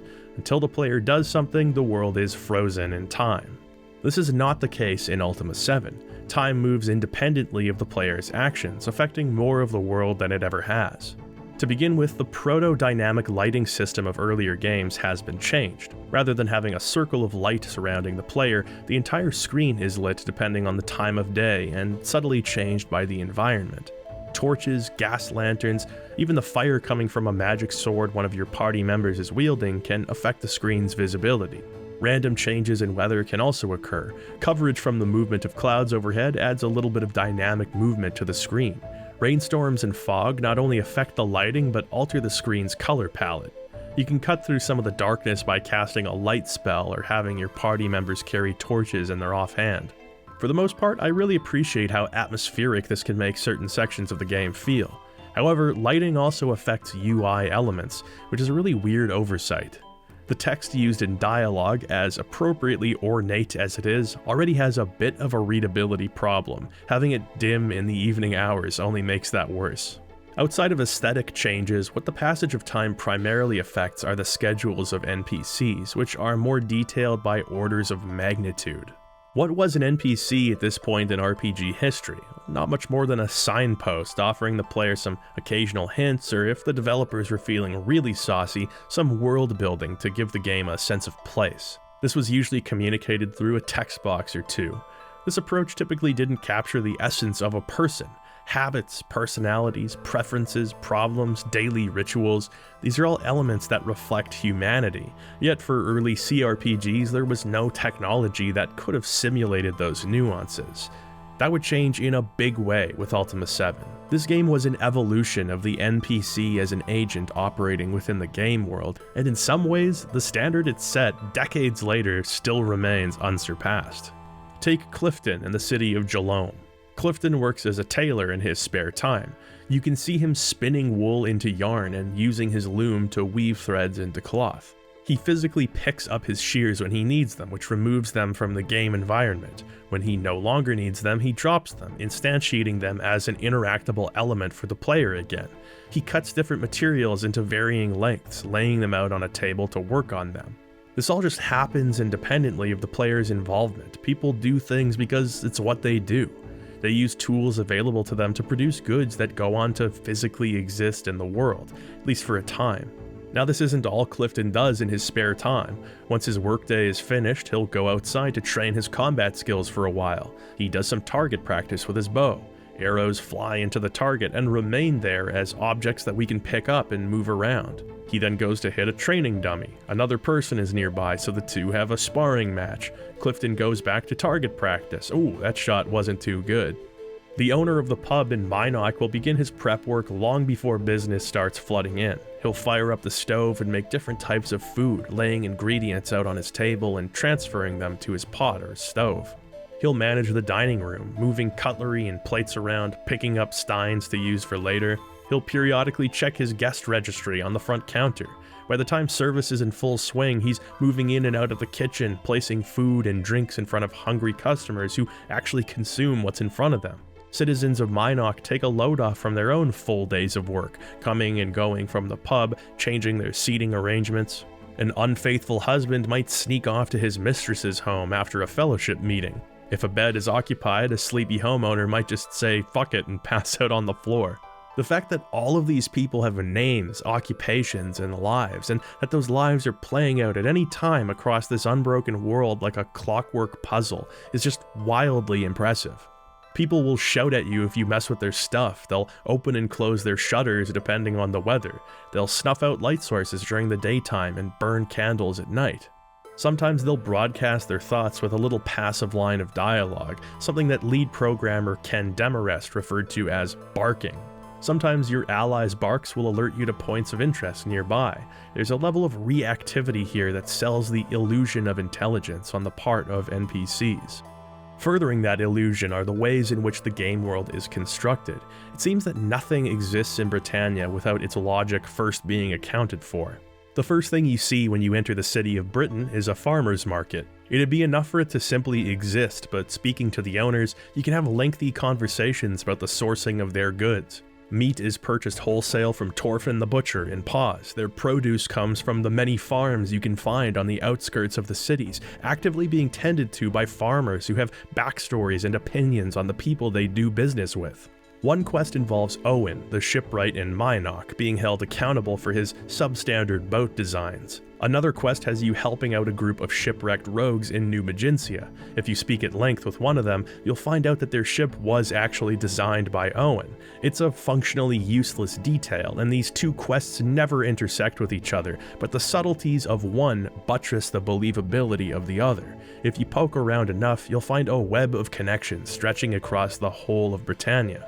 So many aspects of this world are given cause and explanation. Cities are dotted with specialty shops that sell farming tools, jewelry, fine clothing. None of these stores are particularly useful to you, the avatar, but they still exist because they would exist, and you can still choose to buy boutique goods for them, whether or not it'll help you. The more pragmatic equipment stores have a logical consistency as well. Bows, crossbows, and projectiles need to be purchased from a bowyer. Blacksmiths and armorers will carry different types of goods, and the local economy affects the cost of those goods. You've got to seek out the right people for the job instead of visiting the same one or two stores.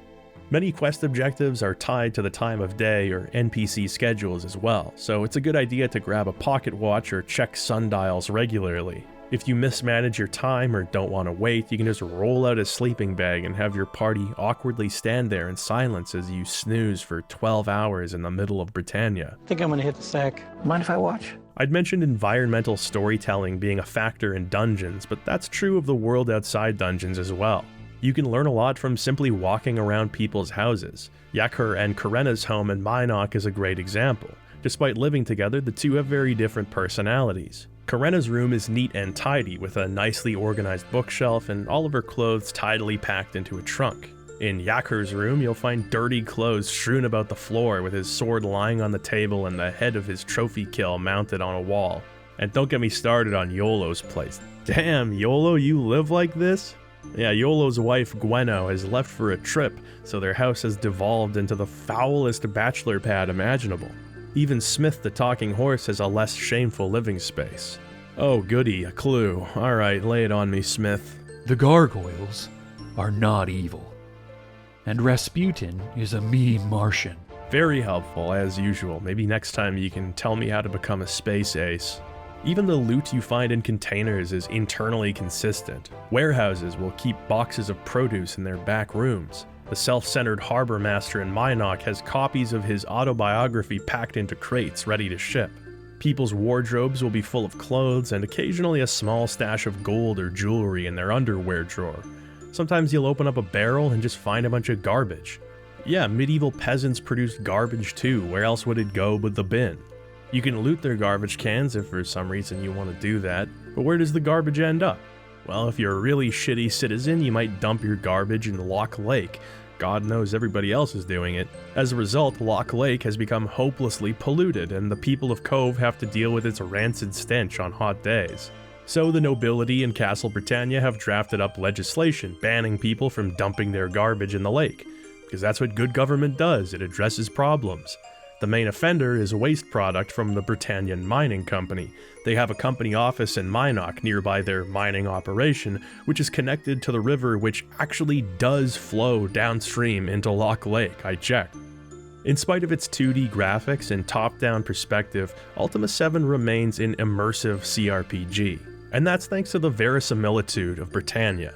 There's a chain of causality here that rationalizes the existence of places, people, and objects. Rarely do you get the sense that the developers said, don't worry, it's just a video game, nobody will care. If it's in the game, chances are it's reasonable. If you find a brush, a palette, and a canvas, you can paint a picture. If you find some instruments lying around, you can play them. Even when something doesn't serve a practical purpose, it serves a spiritual one, lending to Britannia's credibility as a world. While watching the citizens of these bustling cities is always a treat, Ultima VII definitely front-loads its more impressive settlements. Trinsic and Britain set a sky-high expectation in terms of how the cities have evolved in Ultima VII. Unfortunately, other cities rarely live up to the height of that promise. While Britain and Trinsic convincingly present the illusion of being cities, other settlements are closer to villages or loose associations of houses. They're certainly no smaller than their incarnations in the previous game, and almost uniformly more impressive in some ways. But I'd be lying if I said it wasn't a bit disappointing to reach Moonglow, the city of honesty, and find that it's like 4 or 5 houses, one of which is actually bigger than the nearby Lyceum, which is supposed to be the Library of Alexandria for Britannia. Perhaps the most disappointing of these settlements is the city of Yew, which again isn't so much a city as it is a few cottages dotting the deep forest. Empath Abbey is a shadow of its former glory, having become a monastic winery staffed by a total of 3 monks, one of whom is a criminal hiding under an alias. On one hand, it makes an already sparse section of the map feel even emptier. On the other, intentional or not, it makes an effective commentary on how the need for principles has waned in recent years. What can be said for the state of things when Britannia's bastion of love is nearly abandoned? Serpent's Hold fares a bit better. As the academy where people become town guards, it still serves a practical purpose, though even the Cape of Heroes feels a little less heroic than it once did. Following in the footsteps of Abraham and Elizabeth, you'll eventually find yourself in the Buccaneer's Den. Thanks to the Fellowship, this once hive of scum and villainy has finally started to clean up its act, much to the chagrin of some of the pirates here. There are still opportunities to wet your whistle, and to wet your other whistle. There's also a casino on the island where you can put your money on the line, participating in what might generously be called mini-games. Come on, Petite Mermaid, Daddy needs a new pair of swamp boots. It's actually really easy to cheat here and make a ton of money. While the roulette wheel is still spinning, you can change your bet, so as it starts winding down, you can just move your gold onto the right color. The payout is 14-1, which is ludicrous, so even if you don't cheat, you only have to get lucky a few times to end up with more money than you'll ever need. I'm a virtue boy though, so I don't do that. Unfortunately, it seems we've reached a dead end. Exploring the island, you can find signs of a secret cave network built into the island's mountain range. The hidden entrances through the Fellowship Hall and Bathhouse are firmly sealed, and the door to the casino requires a key that hasn't turned up. With the collective trails of Elizabeth, Abraham, and so-called Hook having gone cold, our priority at this point is contacting the Time Lord. This brings us to Empath Abbey, where we're told that the Emps, an enigmatic race of forest creatures, might have more information on how to contact a Wisp. To find the Emps, you'll have to trudge through miles of deep forest, and yes, the forest is visually noisy as hell. When sparsely populating the roadside, the trees and varied plant life look quite lovely. You can even find reagents growing here and there. But when everything is bunched up together like this, it looks like a toxic waste dump. Now, thanks to the improved mouse movement in Ultima VII, dealing with wooded regions isn't nearly as awful as it looks. In Ultima VI, you had to constantly pause and readjust your characters to circumvent trees and bushes, since they'd stop you in your tracks. Here, there's some pathfinding involved that'll cause your character to move alongside objects, looking for the best way to proceed. This means they automatically go around trees, which is such a helpful change. The forest is also full of bandits and mad wizards looking to waylay the avatar, so it's a bad scene out here. Although your viewport is still quite limited, the world is much easier to navigate than in Ultima VI. If you buy a sextant, you can see exactly where you are on the world map, which makes plotting a course less stressful. The world is also designed with plenty of visual cues pointing you to various destinations. On top of roads and pathways, you'll have, for instance, a trail of lanterns leading you to a remote cottage in the woods, or footprints bringing you to civilization in the desert. The Emps village can be found by following the visually distinctive silverleaf trees. Emps don't trust humans though, and apparently they only respond to treats like honey. Thus we must enter the Bee Cave. The Bee Cave is located due south of Empath Abbey. It's full of bees, hence the name. Also, nudists live there, and they call themselves Mama and Papa for some unsettling reason. Avert your eyes, Spark. Don't look directly at it. Anyway, the bees are non-hostile until you take their honey, at which point they descend upon you with vengeance in their tiny buzzing hearts. It's kind of a pain in the ass, but I have to admit, having Flight of the Bumblebee play at this part is the funniest creative choice they could have made, and they did do it, so I'm not too busted up about dying. The game frequently has sections like this, where your party members are easily killed by gangs of enemies or traps. One major boon Ultima VI offered the player was control over individual characters. You could select your different party members using the number keys and move them around independently. You could arrange them strategically in anticipation of a battle, or just have them wait outside while the avatar does something. Here, the only way to control your party members is to speak to them one by one and ask them individually to leave the party, then come back and re-recruit them again. It's a pretty clumsy workaround, considering how often you'll have parts like the Bee Cave where your party is nothing but a millstone. That direct control would have been convenient.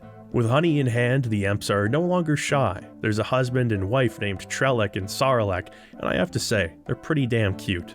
I figured maybe with the success of Return of the Jedi, Origin saw a merchandising opportunity here, but as far as I can tell, there's never been any Emp plushies. Trellick agrees to join the Avatar and help him contact the Wisps if a problem can be dealt with.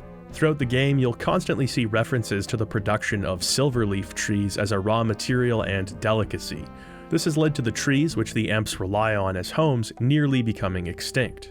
Once again, we see how the rapid population growth and increased industrialization of Britannia come with grim side effects. Convincing the nearby forester to stop cutting down silverleaf trees may be a temporary fix, but it's about all we can do. Trellick, at the behest of his wife, decides he's actually not going to join us, which is extremely disappointing, but they do give us a whistle that can call forth the Wisps. The Zoranite Wisp, heeding the call of the whistle, agrees to exchange information regarding the Time Lord. But, once again, there's a condition.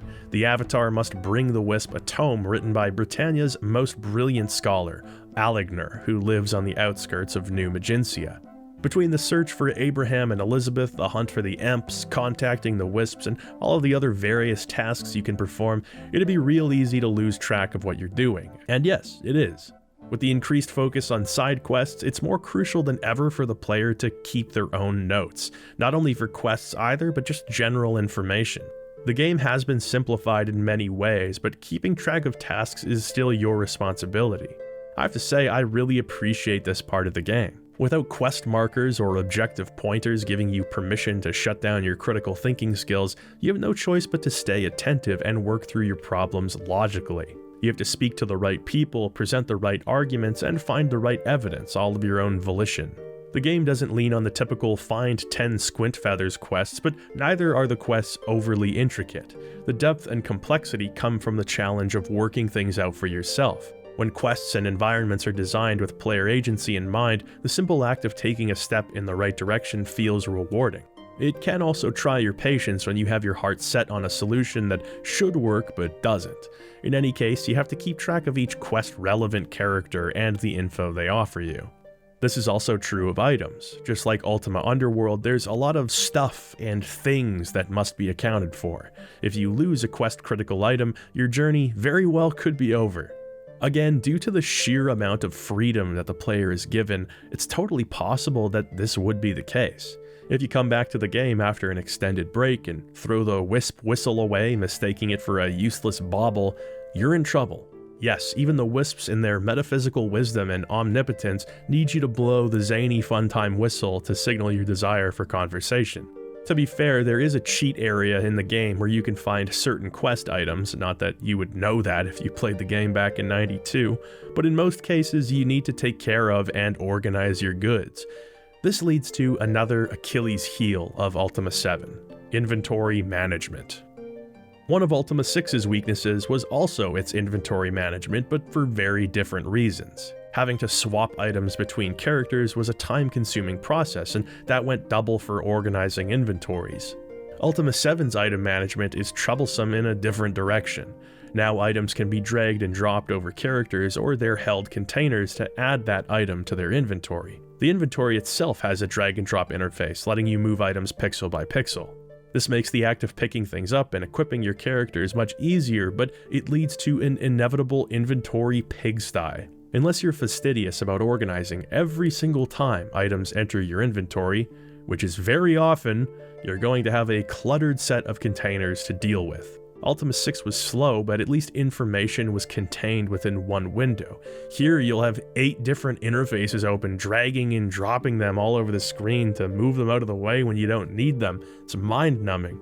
Characters have total encumbrance limits, but backpacks and containers have their own individual limits too. When you buy goods in bulk, they're given to whichever character happens to have free space, and good luck guessing who that is on your first try. You have to open up everyone's inventory, checking bag by bag to see who's got the crossbow bolts you bought 4 hours ago. Inventory management finds ways to seep into other aspects of the game and make it worse. I really started to resent all of my comrades whining about food as I opened up every container trying to remember who was on beef jerky detail last I checked. The most notorious offender here is keys. There are many keys you'll pick up in Ultima VII, and that means keeping these microscopically small yet critical items organized. When people talk about the lesser aspects of Ultima VII, keys are almost guaranteed to come up. And to be honest, I don't find this aspect of the game as miserable as some people seem to. I just had Shamino be my dedicated key character, so every time I found one, I'd arrange it alongside the others in his bag. Since most keys unlock only one associated chest or door, and those locks are typically near where the key is found, it's not that hard to keep track of them. Bugs that randomly delete keys notwithstanding. And no, I'm not kidding, this was a huge problem at launch. That's the funniest and most evil bug I think I've ever heard of. Like everything else, if you lose a key, you're screwed. No matter how you slice it, it's just annoying to constantly have these windows open, digging through bags, dealing with weight and space limits, looking for an item you found hours ago. I don't think it's controversial to say that the Black Gate's best quests are less centered around item collecting and pixel hunting, and more concerned with information gathering and puzzle solving. One such task comes in the form of a question from Aligner. He agrees to lend us his tome, but only if we can answer the questions of life and death. He points us to the city of Skara Brae for our answer and sends us on our way. More than any city in Britannia, Skara Brae's transformation has been a tragic one. In the years following the false prophet, Skara Brae burned to the ground, leaving no survivors. Now, in a situation mirroring New Magintia in Ultima IV, only the vengeful undead prowl the island. Skara Brae is surrounded by a rocky outcropping, so reaching it by ship is impossible. Instead, the Avatar must cast the Seance spell to communicate with the spirit of a ferryman who takes us to the island. Upon arrival, Skara Brae seems empty. Entering the charred remains of people's homes, doors begin to slam shut and furniture moves on its own. Once again casting the Seance spell, we can see that we're not alone at all. The island is still populated with the restless but friendly spirits of those who died here. This is probably the single most charming group of characters in the game. You've got Markham, the jolly tavern keeper, and Paulette, the coquettish waitress. There's Forsyth, the well-meaning but cowardly mayor. Trent, a blacksmith who lives in perpetual and all-consuming anger over the loss of his wife. Mordra, once the healer of Skara Brae, who laments her part to play in the city's destruction. You might remember Quentin as the restless ghost who wandered the island's shores in Ultima VI. There was a section of that game involving the mystery of Quentin's murder. This disappointingly ended with the player unable to solve the crime or bring peace to Quentin's spirit. Well, he's back and he's finally ready to tell his story in a way that we can actually understand. It's quite a harrowing tale. His wife Gwen was kidnapped by pirates who then sold her into sex slavery, and the two were never reunited. Their daughter Marnie became deathly ill, so Quentin borrowed money from a loan shark to seek treatment. Unable to pay it back, he was murdered. Soon after the events of False Prophet, his daughter passed away from her illness. Adding insult to injury, her spirit is being held by Horrence the Lich. Horrence was a wizard who lived near Skara Brae in Ultima VI. He was a bit weird, but seemed like a nice enough guy. But as we know, a nice guy is only one bad day away from becoming a lich. Horrence went mad, obsessed with discovering the secrets of immortality. He succumbed to evil forces and transformed into a lich, raising the dead from Skara Brae Cemetery. In an effort to save the island and prevent the dead from rising, some of the townspeople hatched a plan, brewing a special potion designed to separate evil forces from a person's mind. They would restore Horrence's humanity. It didn't go as planned though, and the volatile mixture sparked a catastrophic fire that razed Skara Brae to the ground, killing all those who lived there. Horrence has imprisoned their spirits in limbo, preventing them from moving on to the next life. He's also claimed ownership of several souls, including Trent the blacksmith's wife and Quentin's daughter. Now, I know Lord British is a busy guy, what with the babies and admiring his courtyard and everything, but I feel like he could have mentioned something about Skara Brae being nuked and haunted by ghosts. I couldn't fit that one into the sketch? No? I'm still very much under the impression that Quentin's story in Ultima VI was never finished due to a lack of time or resources. That said, what emerged was a happy little accident. I didn't expect to finally get some kind of answers for that whole sordid affair. Having the story told across 2 games is an exercise in delayed gratification. It's obvious that aspects of Ultima VII are darker than previous games, but this whole section feels downright twisted. The fact that our closure for the original misfortune is only found in the ashes of a second, much greater misfortune makes everything surrounding Skara Brae feel like a great tragedy. One of the souls trapped on the island is that of Cain. Cain is called the Tortured One by the ghosts of the island, as he lives in a hell of his own creation. While Forsyth the mayor is to blame for incorrectly measuring the potion ingredients, Cain was in charge of mixing it.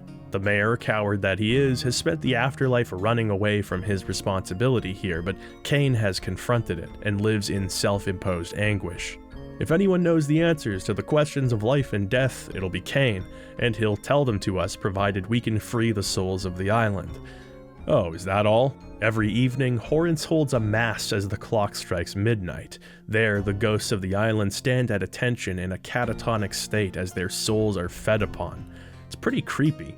Horrence's ultimate goal is to become powerful enough to raise an army of the dead, to march upon Britannia and become its ruler. Hey, get in line, pal, the Red Gorilla has first rights. The catch-22 is that the more people who die opposing him, the more souls Horrence will be in command of. His army would spread like a virus, which is just a deliciously evil proposition for the people of Britannia. We're tasked with creating a new Lich potion, one that won't explode and draft the Avatar into Horrence's skeleton army, ideally. We carefully measure our ingredients, distilling the concoction. The only way to trap Horrence long enough for us to use the potion is to construct a soul cage. Trent has been working on one, but he's literally become too angry to finish it. Horrence has taken Trent's wife, Rowena, as his own, brainwashing her with his dark magic. If you take the couple's music box from Trent's home and play it back in her presence, Rowena becomes lucid for just long enough to give the Avatar her wedding ring before becoming enslaved again. The sight of the ring moves Trent's grief from anger into sadness, and sad I can work with. He's determined enough to finish the cage, which we then have to imbue with magical power using Horrence's own Well of Souls. It's a magical shaft containing the souls of Horrence's victims. Using it for our own purposes is a dirty deed, but one that must be done if we're to fight fire with fire. During the midnight mass, a cage is lowered onto the Lich, imprisoning him as he's covered in the elixir, separating the evil from his mind. Delirious, his old self gradually regains control. The spell on Rowena is broken, but there's still a matter of the Well of Souls. The essence of countless individuals is trapped within it, including Marnie. In order for it to be destroyed, one of the townspeople must sacrifice their spirit, a task that nobody seems all that willing to do. You can even ask the ferryman, but he's like, "What? No, dude, I'm a ferryman. I don't give a fuck about these people. Why would you even ask me? What are you, stupid or something?" Eventually, with all other options exhausted, Mayor Forsyth very reluctantly agrees to sacrifice himself. "I suppose I didn't make a very good mayor in life." Forsyth's jowls droop. Oh man, I didn't know it was possible to feel bad for this guy. In the end, he's redeemed through sacrifice. The souls within the well and the ghostly inhabitants of the island are free, and just like that, Skara Brae is quiet. That is aside from Cain, who doesn't believe that his suffering has been sufficient. With our debt paid, he fulfills his end of the bargain and tells us the answers to the questions of life and death. There are no answers, only questions. Thus ends the tale of Skara Brae. If there's any singular quest that defines Ultima 7 for me, it would be this one. It's such a dramatic shift in atmosphere, not only for this game, but for the whole series. Ultima had dipped its feet into the macabre, but the idea that the city of spirituality would find its end in such a catastrophic way is sobering. On top of being an interesting twist, it also effectively acts as a reflection of Britannia's relationship with spirituality. In this case, the Fellowship is the incorrectly mixed potion, blowing everything up for the virtues.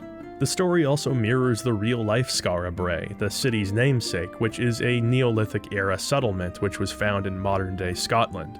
Archaeologists theorize that it was hastily abandoned due to some natural disaster. If we could speak to the ghosts of Skara Brae, they would no doubt tell us how beautiful the settlement once was. But good things don't last forever, and calamities are sudden and cruel, leaving us with questions but never answers. Even with how charming and tongue-in-cheek the spirits of Skara Brae are, the stories of its inhabitants confront the player with a chilling sense of reality. One moment you're cracking jokes with a group of good-natured ghosts in the tavern, the next you're stumbling across the skeletal remains of a little girl who read you poetry one game ago.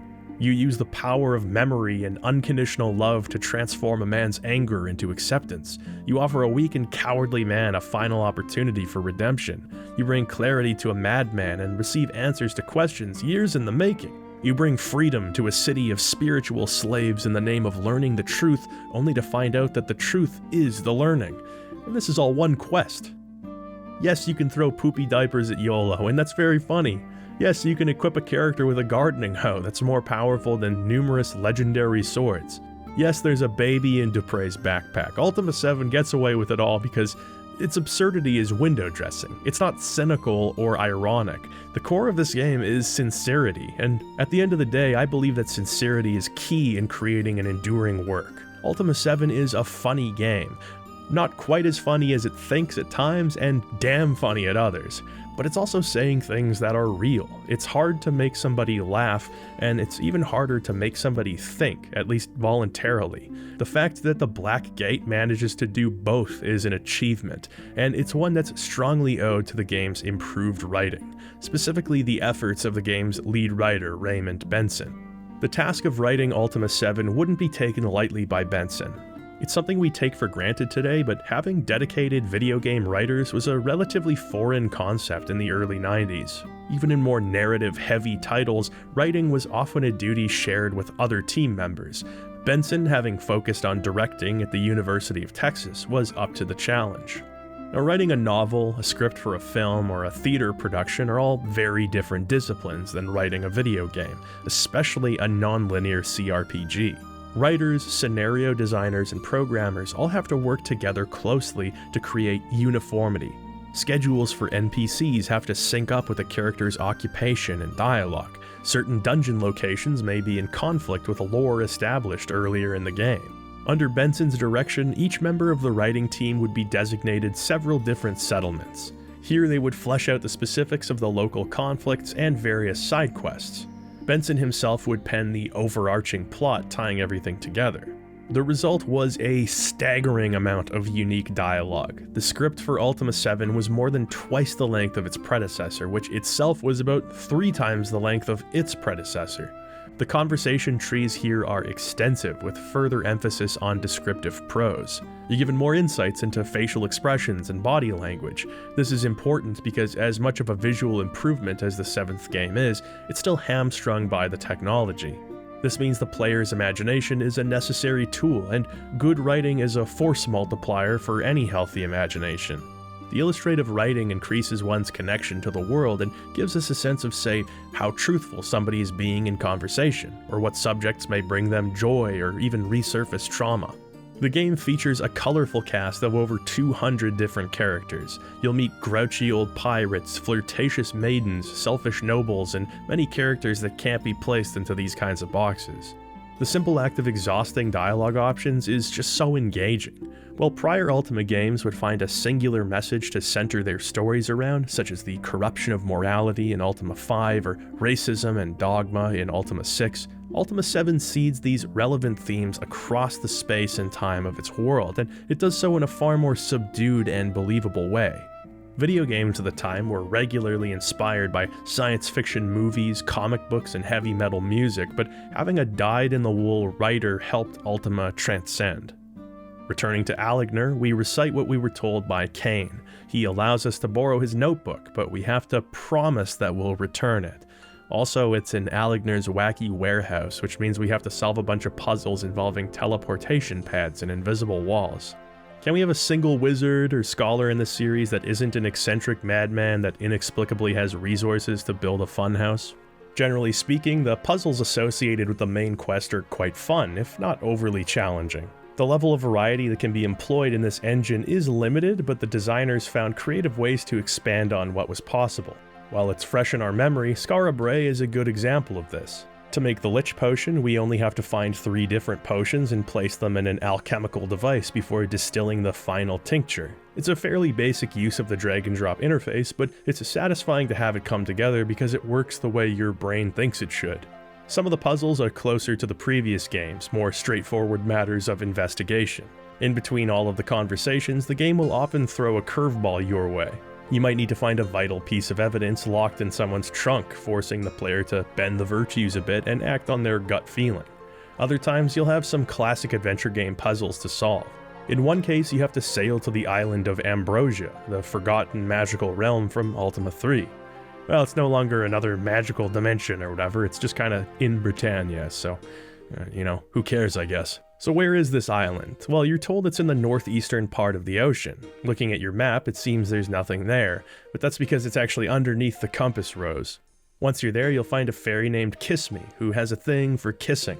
Most of the party finds her very annoying, except for Shamno. He thinks she's kinda cool. She's essentially harmless, flying around and spreading love dust all over the island.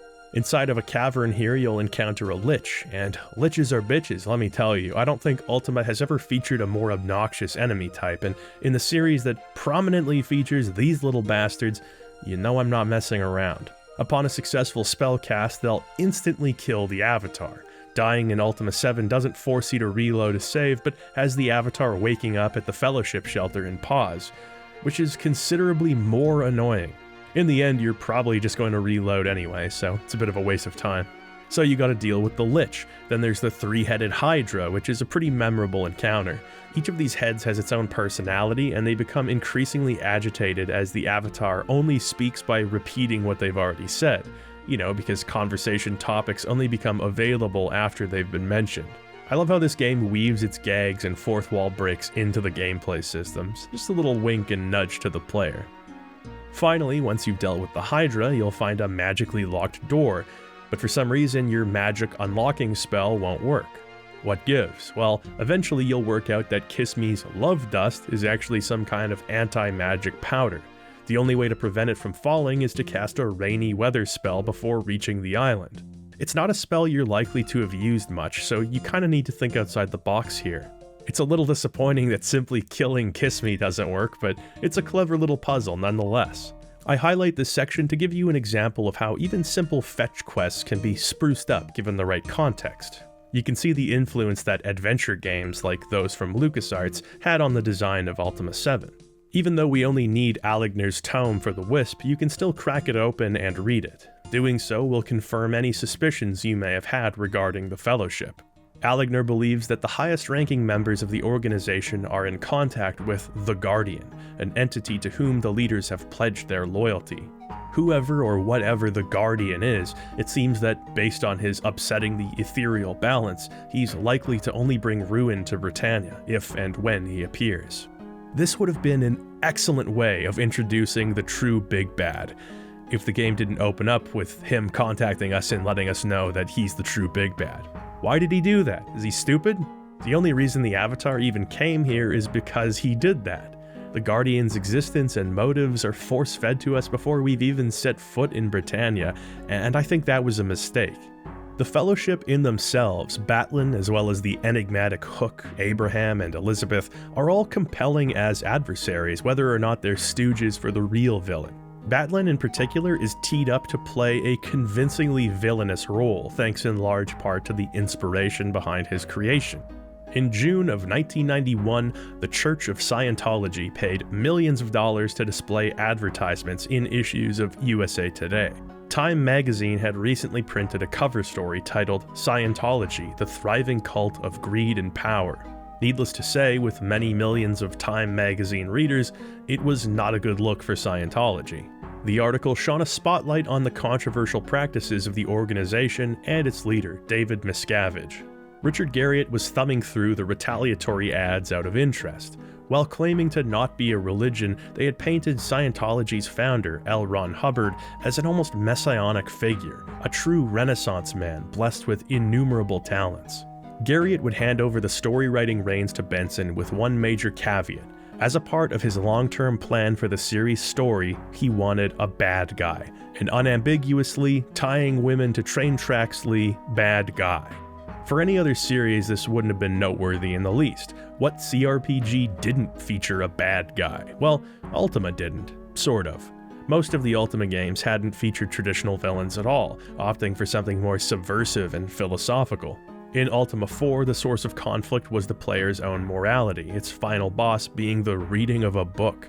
Ultima 5's primary villain was Lord Blackthorn, who represented the unwitting corruption of that morality. In Ultima 6, the villains turn out to not be villains at all. Just ask Smith. The gargoyle race is circling the drain, desperate to avoid extinction, in fact. Sure, the earlier Ultima games had a trio of basic big bads, but insofar as those games even featured dialogue, the villains didn't have much to say. They just kind of sat in their hideouts and waited for you to kick their asses. Excuses for the player to go out and valiantly murder Chuckles or grab an Izod burger from planet Jupiter. Martian Dreams did have Alien Rasputin, and Runes of Virtue had the Black Knight, but nobody played those games, so who cares what they think? Ultima 7 would mark the first time that a classically evil knave would have a constant and vital presence throughout the game's story. Thus, the Guardian was born. Garriott knew that Ultima 7 would be the beginning of a new trilogy, and he wanted the Guardian to act as the villain throughout all three games. The thing is that Batlin has all of the right ingredients to act as the primary adversary in 7. Much like L. Ron Hubbard's depiction in Scientology, Batlin is touted as a man of the world, a master of all trades, the kind of guy who'd kiss a baby in one moment and turn around and slay a dragon in the next, but the reality is vice versa. Thanks to the extensive focus on Batlin in the Fellowship Manual and reassurances from your allies that he's a decent guy, he's perfectly set up as a red herring, distracting us from the real threat. Reaching this point wherein the all-knowing Aligner, who even the Wisps consider a venerable source of knowledge, concludes that the Fellowship worship an evil entity should be a memorable and exciting moment in the story. You're standing in the warehouse, flipping through his writings, realizing that a darker, more sinister force has been puppeteering events throughout our journey. But of course, there's no such revelation. We know that the Guardian is evil, we know that he looks kinda goofy, and we know that he controls his followers. He told us before we even really knew who he was. And all of the people shall rejoice and pay homage to their new Guardian. The impact of his presence is also undermined by his endless villain speeches, entertaining as they are. Yes, my friend, rest and heal, so that you are strong and able to face the perils before you. Pleasant dreams. Poor Avatar. Poor Avatar. Okay, this one is less menacing and more obnoxious, just so you know, Mr. Guardian. What's strange about the Guardian's various taunts is that sometimes it seems like the game is trying to lure you into a false sense of security. Do not go in. It is a trap. Do you not see? It is a trap. The Guardian will actually give you helpful advice or speak truthfully. You are traveling in the wrong direction, my friend. Other times, he's an asshole. Tell them you are the Avatar. Moreover, I don't even understand why he'd try to trick the Avatar at this point. There's no misinterpreting his intent after that intro. Your master. The time to present yourself as an ally would be prior to the unmistakable evil. It could be argued that his omnipresence adds a sense of urgency to the plot, but I mean, the first thing we see when we arrive to Britannia is a stable full of mutilated bodies, so the urgency was already there. I'd be more at peace with his place in the story if Lord British and some of the other characters were a bit more reactive to the big reveal. The game does sometimes feature dialogue changes among NPCs depending on the status of a quest, which is a very important change. Some characters though, such as old LB himself, don't seem to have much of an interest in learning about the various existential threats to Britannia. With this in mind, you can almost cut out every scene and line of dialogue involving the Guardian in the first half of the game, and the plot doesn't change much at all. For as well written as much of the game is, the Guardian's place in the story is not so elegantly handled. I will say that his voice acting by Bill Johnson, who played Leatherface in Texas Chainsaw Massacre 2, is pretty kick-ass. Are you sure? Think again.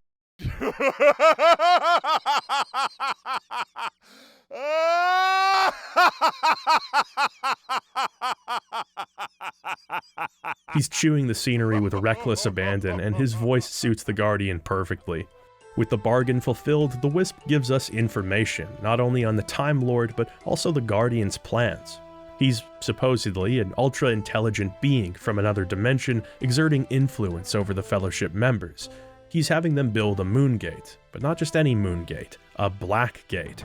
During the upcoming planetary alignment, the gate will become active, bringing the Guardian forth from his world into Britannia.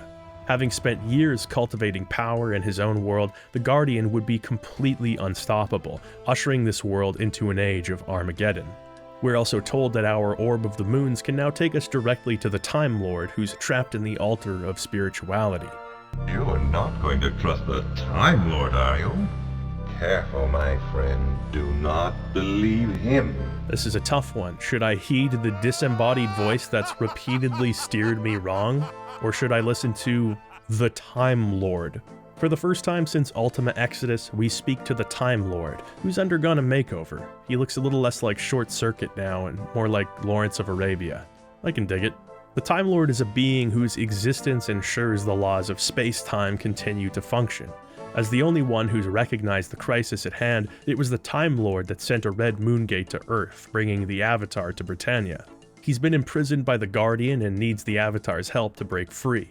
Through his minions, the Guardian has built powerful generators deep within the dungeons of Britannia. These generators have caused a disturbance in the magical ether, trapped the Time Lord, and allowed the Guardian to speak directly to his followers. So before anything else, the sphere generator which binds the Time Lord must be destroyed. The sphere generator is located in the dungeon Despise, but can't be reached due to an impassable moon gate. One thing that makes the Time Lord a certified bro is the fact that he cuts the shit and just flat out tells you, look, go buy mark and recall spells, okay? If you don't do that, you have to make many walks of shame to and fro the generators. The user-friendliness is appreciated, especially since the Orb of the Moons stops working around this time, cutting out the most convenient travel method. To further ease some of the pain, you find an old friend outside of Despise. Hello, child. Shall we continue your lessons? It's better than Thomas Edison. It's the magic carpet. It's back, baby, and it's better than ever. With this thing, you can fly around Britannia with ease, basically circumventing the need for any other kind of transportation. It's fun, it's quick, and it's integrated within an underappreciated aspect of Ultima VII's design, and one that really sets it apart: its verticality. You'll notice it shortly after beginning the game. You can actually climb stairs to reach different floors, second floors now being a part of the same open world as opposed to separate cells. But it's more complicated than that. When you ascend or descend on the magic carpet, you'll notice height values programmed into the game. If you try moving the carpet over a tree without waiting for the carpet to have risen above that tree's height value, it'll be impassable. Certain lower height values can be walked over by the Avatar, such as small boxes or individual steps. Walking on objects like this causes the Avatar to rise relative to the base value of the world. You can actually stack objects on top of each other, creating staircases. You'd think height in a 2D game would be implemented very simply, with a binary upstairs or downstairs, but along with so many aspects of the game, the Z-axis here is simulated. If a guard wanders onto your magic carpet, you can take him for the ride of his life.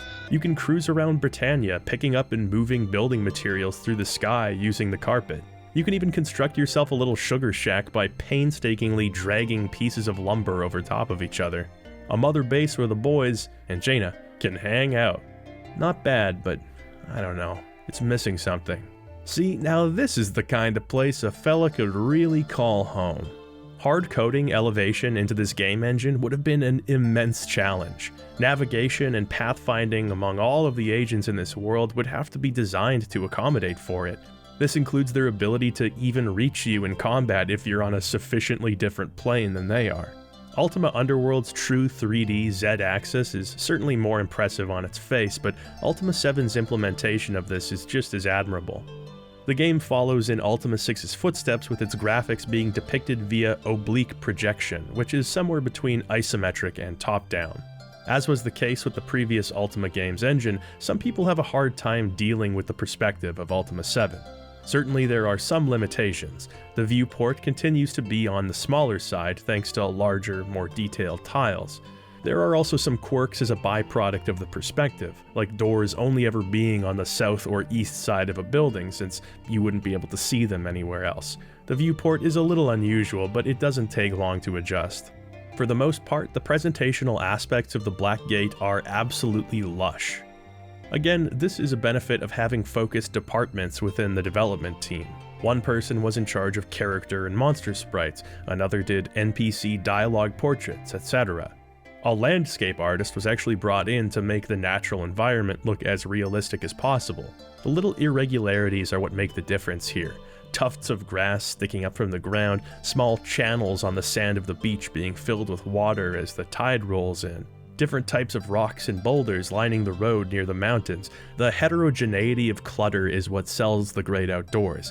Origin's drive for specificity of employee roles went as far as having a single artist in charge of keeping the varying height of world segments cohesive, making sure it all made sense. Having different focuses within the department made the unprecedented detail of Britannia possible.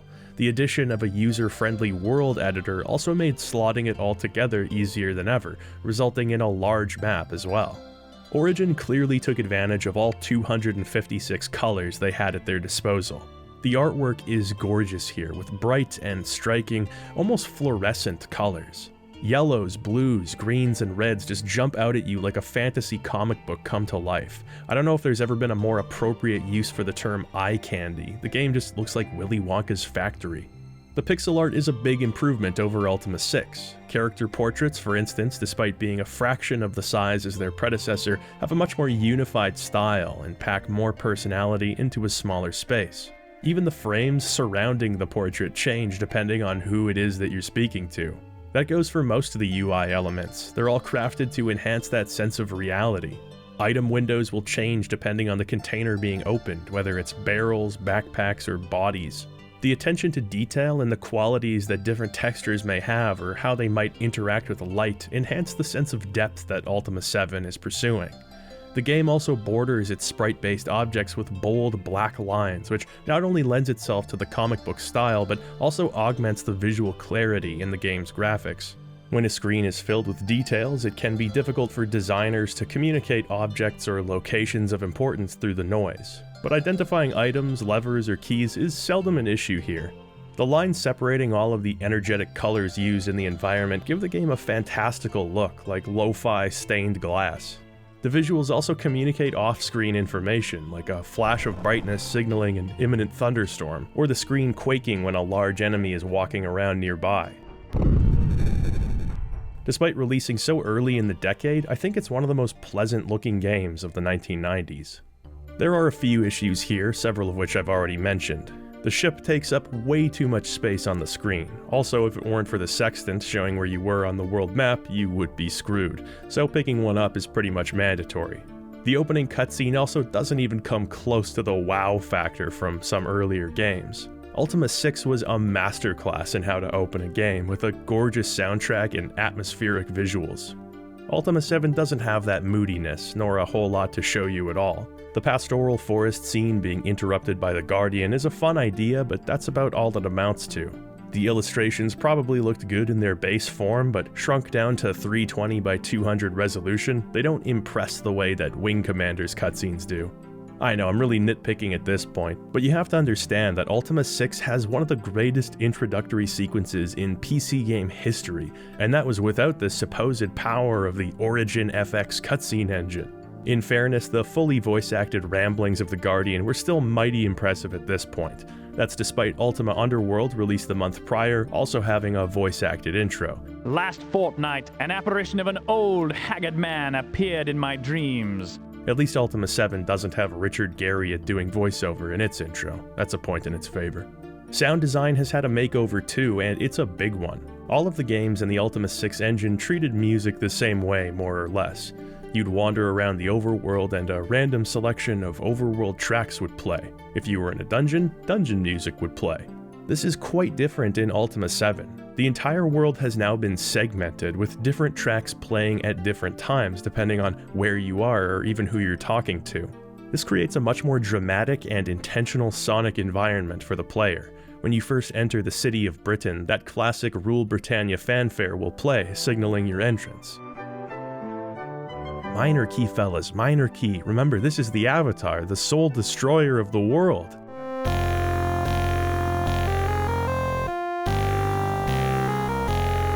Now that's the ticket. You'll hear playful tavern music as you enter a bar, and when the classic Stones starts playing, you'll know that there's a Moongate nearby too.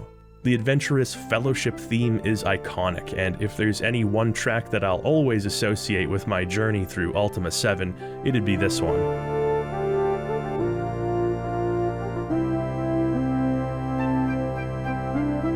Where this level of musical control really shines is when it's used to affect the emotional tempo of a quest sequence.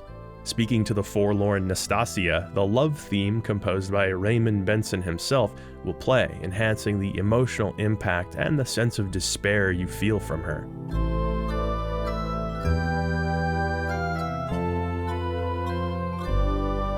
Speaking to the Wisp is such a memorable sequence. After all this running around, you finally get in touch with the Zoranite and begin to piece together the truths of the Guardian. It all hits so much harder because of the music that plays during this specific moment. The Eastern instruments used in this song alone give it such an otherworldly flavor compared to the rest of the soundtrack. It's gotta be my favorite song in the game.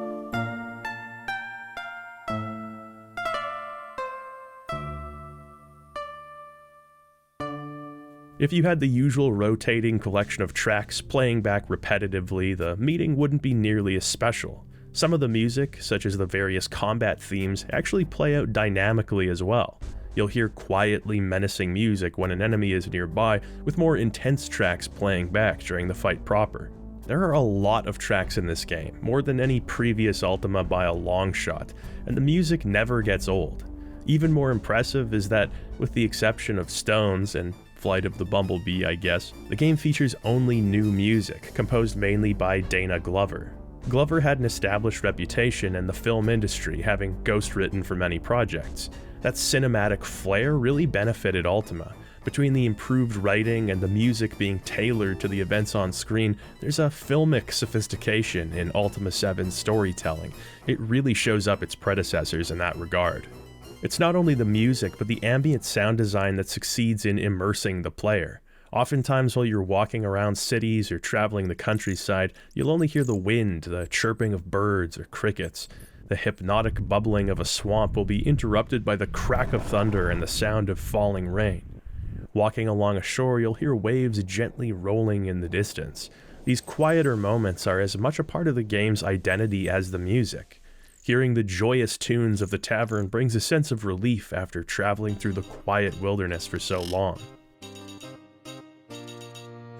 Some of the best tracks in the game are only used once or twice, and they're all the more special because of that. It's one thing to have a lengthy, high-quality soundtrack, it's another thing to show restraint in using it. In both graphics and music, Ultima 7 innovates over its predecessors. With the magic carpet in hand, navigating the world becomes much easier. It's just as well because it's at this point where the game starts throwing some of its less inspired fetch quests at the player. The Time Lord tells us that in order to breach the sphere generator's defense mechanism, we'll need the hourglass of Nicodemus. Nicodemus, as you can see, is crazy. He sold his hourglass to the antique dealer in Pause, so we need to go get it. But then we find out it's lost its enchantment, rendering it useless. So Nicodemus needs us to rebalance the ether in order to enchant it. This means we need to destroy the tetrahedron generator, but it also has a defense mechanism. To breach it, we need to contact Penumbra in Moonglow. In order to enter her house, we first need to bring back a bunch of specific items based on clues written in Runic. First we need to grab a hammer, then a lockpick, then go find a ring and some thread, and then finally a gold coin. The thing about a lot of these items is that, in an effort to simplify your life, you probably haven't been hoarding anything that hasn't sparked joy. Threads and unenchanted rings don't spark joy for me. This flying around the world looking for items and bringing them back one at a time, it's a distinctly old-school Ultima quest, and one that feels really out of place. I mean, we're just now reaching the highest stakes point of the story, and now I have to start translating Runic and looking for thread? After all of this, you awaken Penumbra from her long rest, but the ethereal imbalance causes her excruciating pain. To help her, we have to fly to the town of Cove and find a special anti-magical material called Blackrock. Cove's wizard, Rudium, has been experimenting with the substance and allows us to take some from him. Once we return to Penumbra and place the Blackrock so the magical waves can't reach her, she tells us that we need an ethereal ring, a ring that she gave to our old gargoyle friend Draxinusum. Can you make us a list? Can you just make us a list for next time we go out, please? Draxinusum was a major character in Ultima VI. As the leader of the gargoyles, he eventually made peace with Lord British. Since then, he and his people have settled the island of Turfin. Like the other settlements, Turfin is dealing with issues of its own. Chiefly, the next generation of gargoyles are far more interested in the Fellowship than they are in the gargish teachings of the Singularity. It's a bit depressing to see. The once great Lord Draxinusum now lives alone in a shack, almost pathetically desperate for conversation with his old friend, the Avatar. It seems his people aren't interested in his wisdom anymore. I almost don't have the heart to tell him that I'm only visiting after 200 years of radio silence to ask for a favor. But also, because of him, I almost don't have the heart. The younger generation of gargoyles' attraction to the Fellowship isn't for nothing. As collectivist as gargoyle society is, there's always been a formal class divide between the winged and the wingless, with the latter being seen as inferior. Many wingless gargoyles have become resentful of this caste system. Why shouldn't they turn to the Fellowship, which welcomes winged and wingless gargoyles alike? The loss of the gargoyles' culture alongside the decreasing relevance of the virtues seems like a signal, a send-off. Regardless of the Fellowship's presence, Britannia is changing. There may be some positives that can come from that, but living through the end of an era, especially a good one, is a bitter experience. The elder gargoyles, and Britannians for that matter, feel as though the old ways are changing, likely irrevocably. There's a very Tolkien-esque sentiment in this lamentation for the loss of the good old days, which runs through Ultima VII's story. That can easily be observed through the metamorphosis of gargoyle culture. One of the more tragic conversations is had with the keeper of the Gargish shrines, Terragus. He was the adoptive father of Inamo, the gargoyle who was murdered in Trinsic. As far as Terragus knows, Inamo left for the mainland to become a blacksmith's apprentice, and that's the last he's heard of him. Mentioning Inamo's name, he says, "To miss him greatly, to have raised him from an egg." Oh man, I don't know why, but that line makes this so much sadder. "To have news of him? To be well, to be not well, to be terrible, to think, is there anything to do to help? To be too late? To tell me what has happened." Why are the writers making me prolong this? Inamo, like everyone who's been murdered, was a vocal opponent of the Fellowship, making him one of the few remaining gargoyle holdouts who followed the old ways. With him gone, Terragus is devastated, and the torch of the Singularity grows dimmer still. Bummer, dude. I came here for a ring, not to become depressed. The ring was sold to a man named Martingo, the Sultan of Spectrin.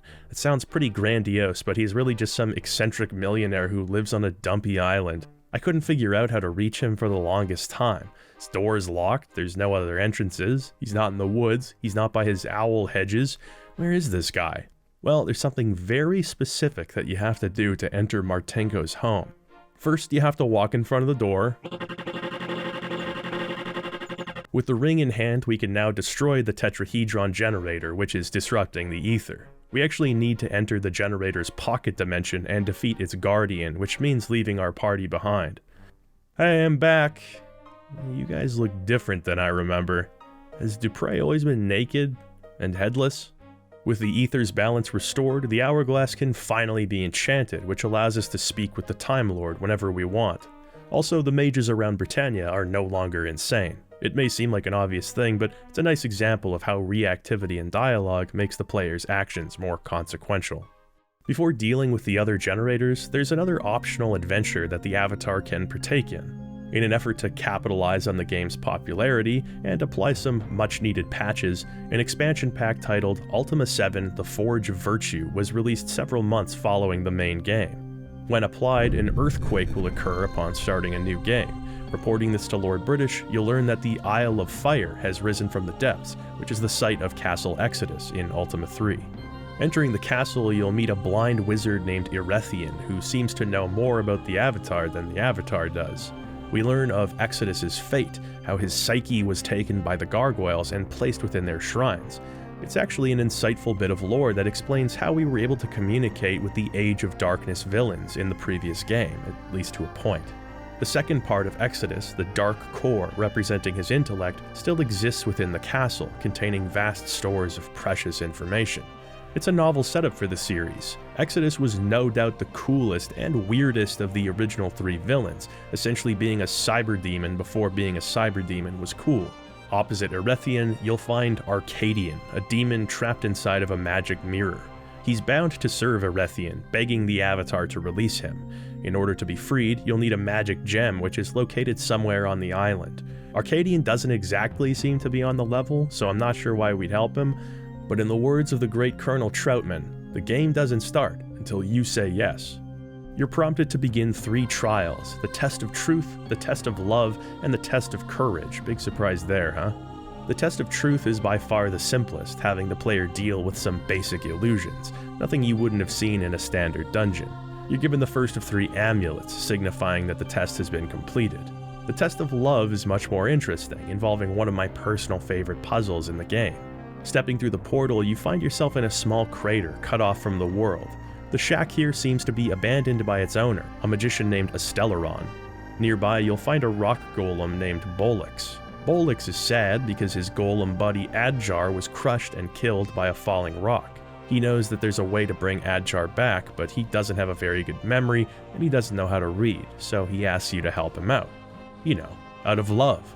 You have to read Asteleron's journals, learning how to give life to the inanimate and combing the island for the correct tools to do the job. You have to tap a magical tree for blood, then place that blood at 5 pentagonal points in a ritual that brings Adjar back to life.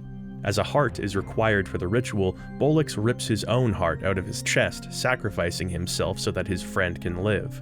Adjar is revived, and it turns out much more erudite than his pal Bolix. Exasperated, he tells us that actually there is a way of resurrecting golems that doesn't require a heart. So now we've got to bring Bolix back. We have to flip through more of Asteleron's notes and put the solution together, finally resulting in both golems alive and well. The Test of Love has all the ingredients for a good Ultima 7 puzzle. Investigating the environment, gathering information from a likable cast of characters, using the game's tools and interface to perform tasks, and helping those in need. It's simple but engaging and earns us the second of the 3 amulets. Finally, there's the Test of Courage. The moment we're teleported to the testing grounds, we're exposed to some of the game's most gruesome imagery. Piles of rotting bodies are heaped in a corner and a child lies on a dais, victim of some dark ritual. The Black Gate managed to avoid the major controversies that would surround violence in video games just a year later, but it's not hard to imagine its depiction of violence causing quite a stir back in the day. And knowing Richard Garriott, he probably would have enjoyed the negative media attention anyway. The Test of Courage is, unsurprisingly, mainly an enemy gauntlet. It doesn't make it the most interesting part of the expansion, but it certainly is the most atmospheric. The dim lighting and various monster habitats here paint a grim picture of Exodus's castle. Details like cobwebs from giant spiders, mutated fungi, and charred remains of bodies where dragons roam all create a hellish environment. At the end of the gauntlet, the party will meet Dracothraxis, defender of the third amulet. He's invulnerable to all types of damage, but awards the Avatar with a consolation prize for showing courage, the Gemstone. With the gem, we shatter the mirror and free Arcadian, in a manner of speaking. He becomes trapped in the gem, beholden to us instead of Erethian, which he's not particularly jazzed about. Erethian doesn't seem to mind. Arcadian is more like a pet to him than anything else. In fact, he sees potential in the demon-infused gem as a method of slaying Dracothraxis. He tells us of a sword he once attempted to forge, but without the physical strength to finish it, he abandoned the project. If the Avatar continued his work and infused it with Arcadian's power, the sword could become unstoppable. Drawing on his vast power, Erethian creates a magical forge at the center of Castle Exodus. With it, we must finish forging Erethian's greatsword, and you really do have to forge it one step at a time. You've got to man the bellows, bringing the sword up to temperature so that it can be shaped at the anvil. You've got to fill a trough with buckets of water from the well, quenching the blade after tempering it. The water quickly evaporates from the heat, so it needs to be periodically refilled. You've got to repeat this process until the sword is ready. Then, bonding Arcadian to the crossguard, you create the demonic Black Sword, the most powerful weapon in Britannian history. Sorry ho, we don't need you anymore. Everything about this segment of the game is so badass. Your reward, the Black Sword, is also just ridiculous. You can speak to Arcadian inside of the sword and have him instantly kill almost anything in the game, bosses included. You simply ask the Black Sword to slay Dracothraxis, and the deed is done. I know the expansion is called Forge of Virtue, but something about this feels distinctly non-virtuous. What makes Forge of Virtue particularly interesting compared to any Ultima game before it is all the mythological and literary influences here. It may seem like a straightforward story, but there's a lot going on under the hood of this expansion. For one thing, it's rife with symbolism in a way that no other Ultima game is. Take Erethian the Blind Mage, for example. Blindness in Greek mythology represents many things: vast otherworldly knowledge, a price paid for power, or a punishment from God for committing a terrible sin, all of which fit nicely with what we know of the knowledge-obsessed Erethian. Not to mention he's about the Greekest-looking guy I've ever seen. After defeating Dracothraxis, we find the last piece of the amulet, and using the lenses from Ultima VI, we destroy the Dark Core. Erethian desperately tries to intervene, but dies spectacularly in the process, destroying the Dark Core along with himself. His hunger for unholy knowledge kills both himself and the knowledge. Then there's some unique imagery that can't be found elsewhere in Britannia, such as the Tree of Life, whose bark literally bleeds when struck. Trees and blood are both prolific symbols of life-giving, with blood in particular being a symbol of sacrifice, the ultimate expression of love. The ritual through which Adjar is brought back to life echoes the hermetic ritual of the pentagram, meant to invoke the elements. As the ritual is performed, the speaker is meant to say several Hebrew words corresponding to the Kabbalah Tree of Life. What's interesting is that the Avatar himself speaks various words of power from runic symbols established in Ultima Underworld, one of the Blackgate's few connections to that game. Checking that game's guide, you can see that the words spoken by the Avatar translate to cause matter, cause energy, cause life, summon movement, raise the great flame.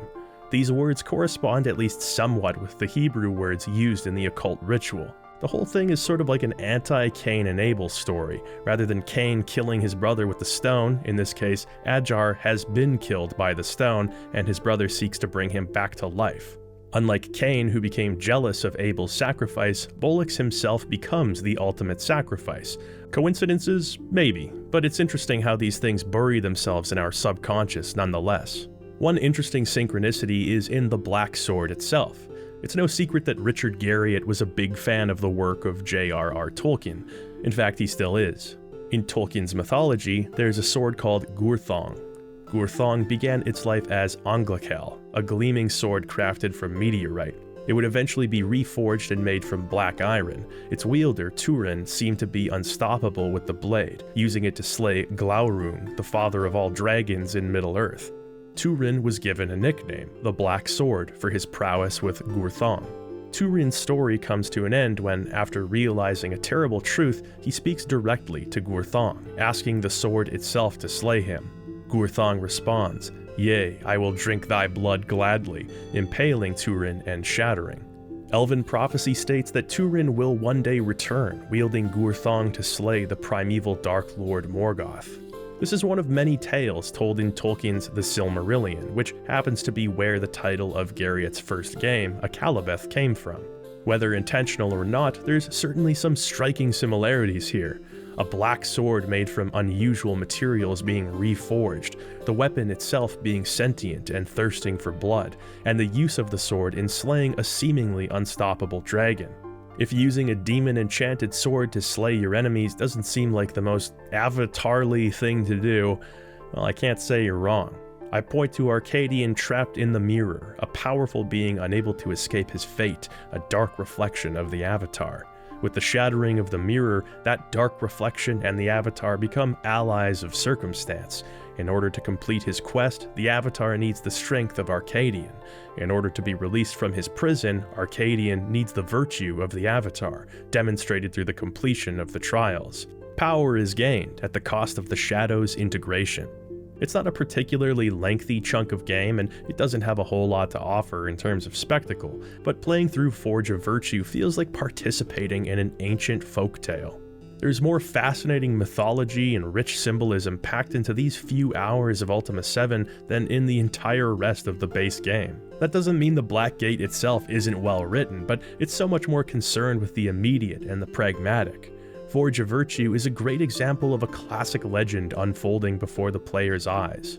The expansion was written by Andrew Morris and John Watson, two newcomers at Origin, and two of the Black Gate's writers who worked under Raymond Benson. They would go on to play a larger part in the story of Ultima soon after this, but Forge of Virtue was a great start. It's a rare example of new Ultima lore expanding on our understanding of the previous games rather than awkwardly overwriting it. It also features some solid environmental and puzzle design. The only real issue with Forge of Virtue is that completing it makes an already very easy game even easier. Ultima VII's experience system works like this. Once a character reaches the required number of XP, they'll level up, earning 3 training points. Speaking to any of the numerous trainers across Britannia, you can spend those points to raise your strength, dexterity, or intelligence up to a maximum of 30. As usual, Origin just forgot to make intelligence helpful for your party members, since the Avatar is the only one who can use magic. Despite that, there is some limited decision making in how you want to allocate your points. In the Avatar's case, that's altogether invalidated by Forge of Virtue.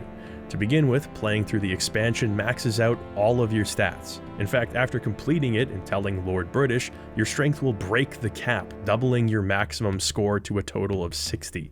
It turns you into a force to be reckoned with, and not to mention that you get to keep the Black Sword. The sword can kill anything, well, with the exception of liches, which are of course the only enemy that you want to be able to kill instantly. Indeed, you can commune with Arcadian and have him use the death spell on Lord British. It's a pretty wild scene.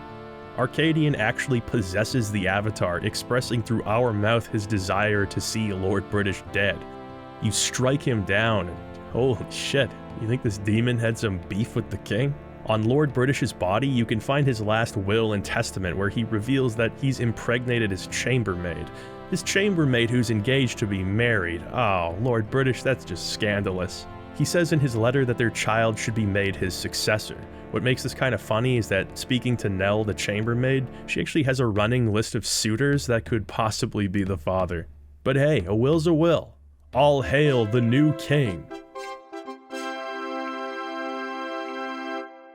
Thou hast crapped thine pants, my liege. Redirecting our attention to the main quest, destroying the generators is mostly a simple matter of bringing the right equipment and solving a basic task. Mostly.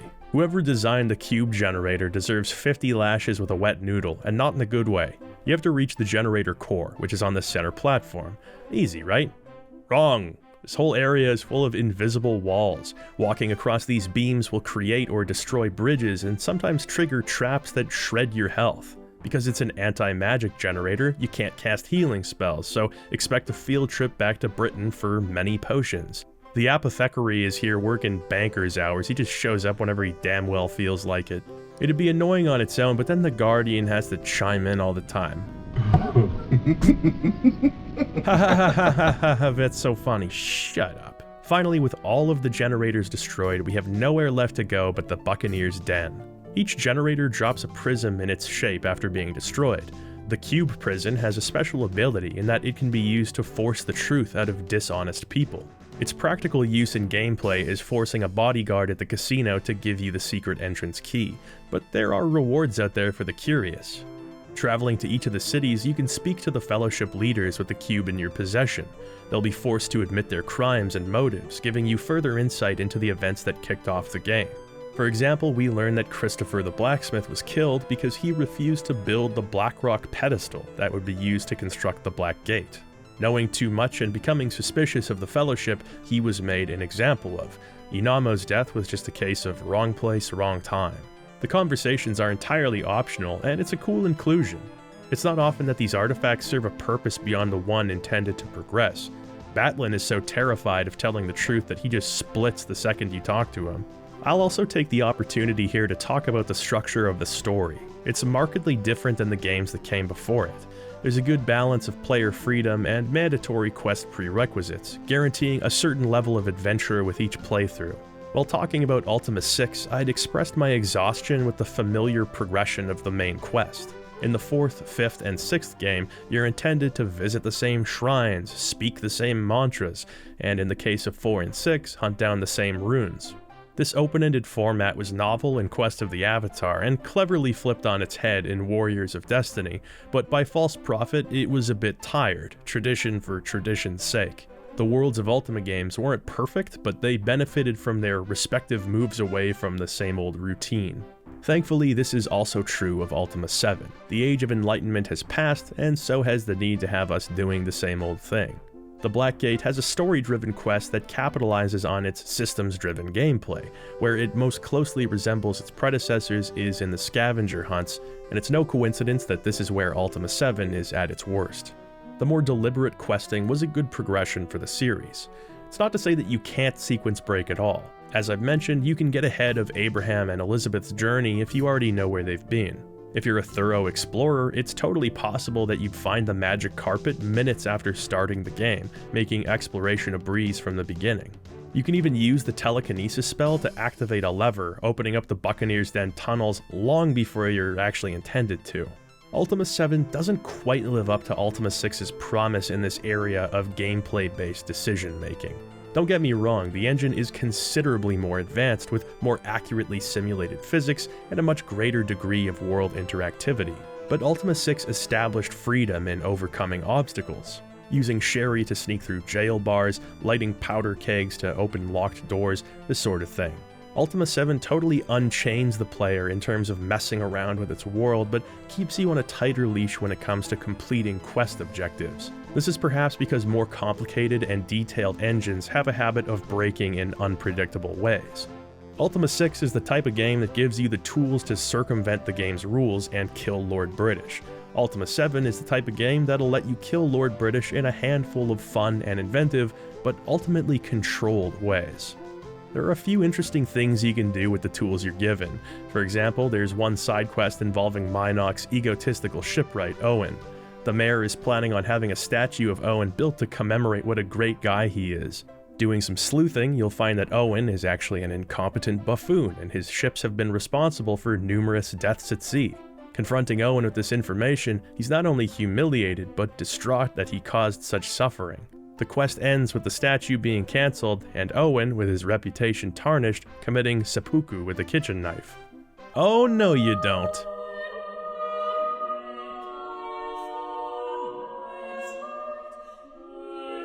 No need to thank me, just doing my avatarly duties.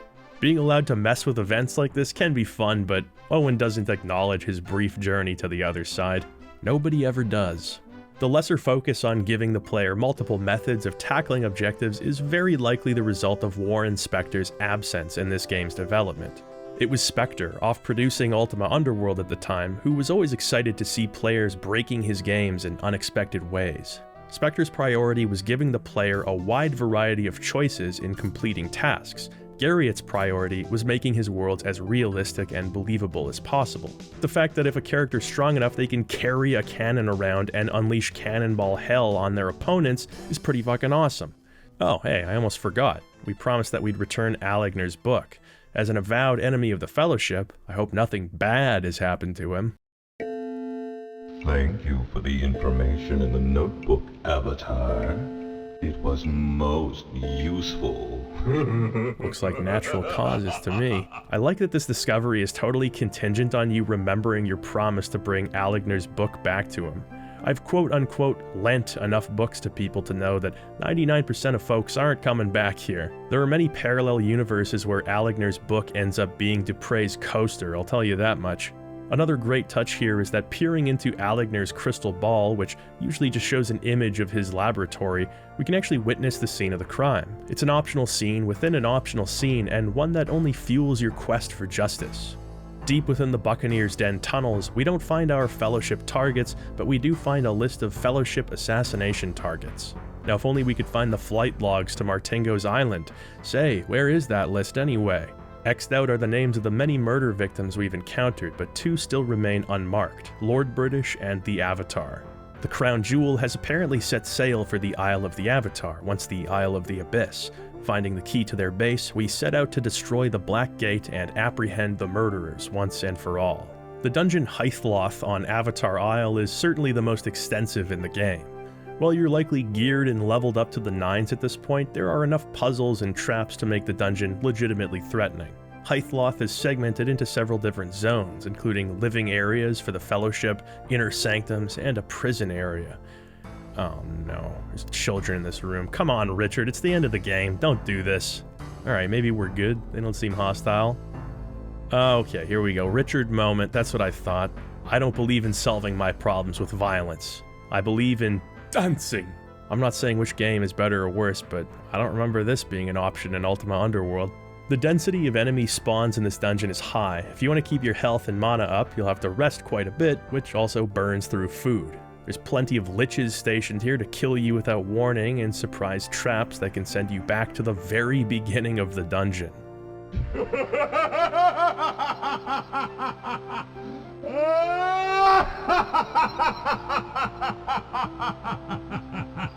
I'm not mad. Do not put it on the record that I got mad here.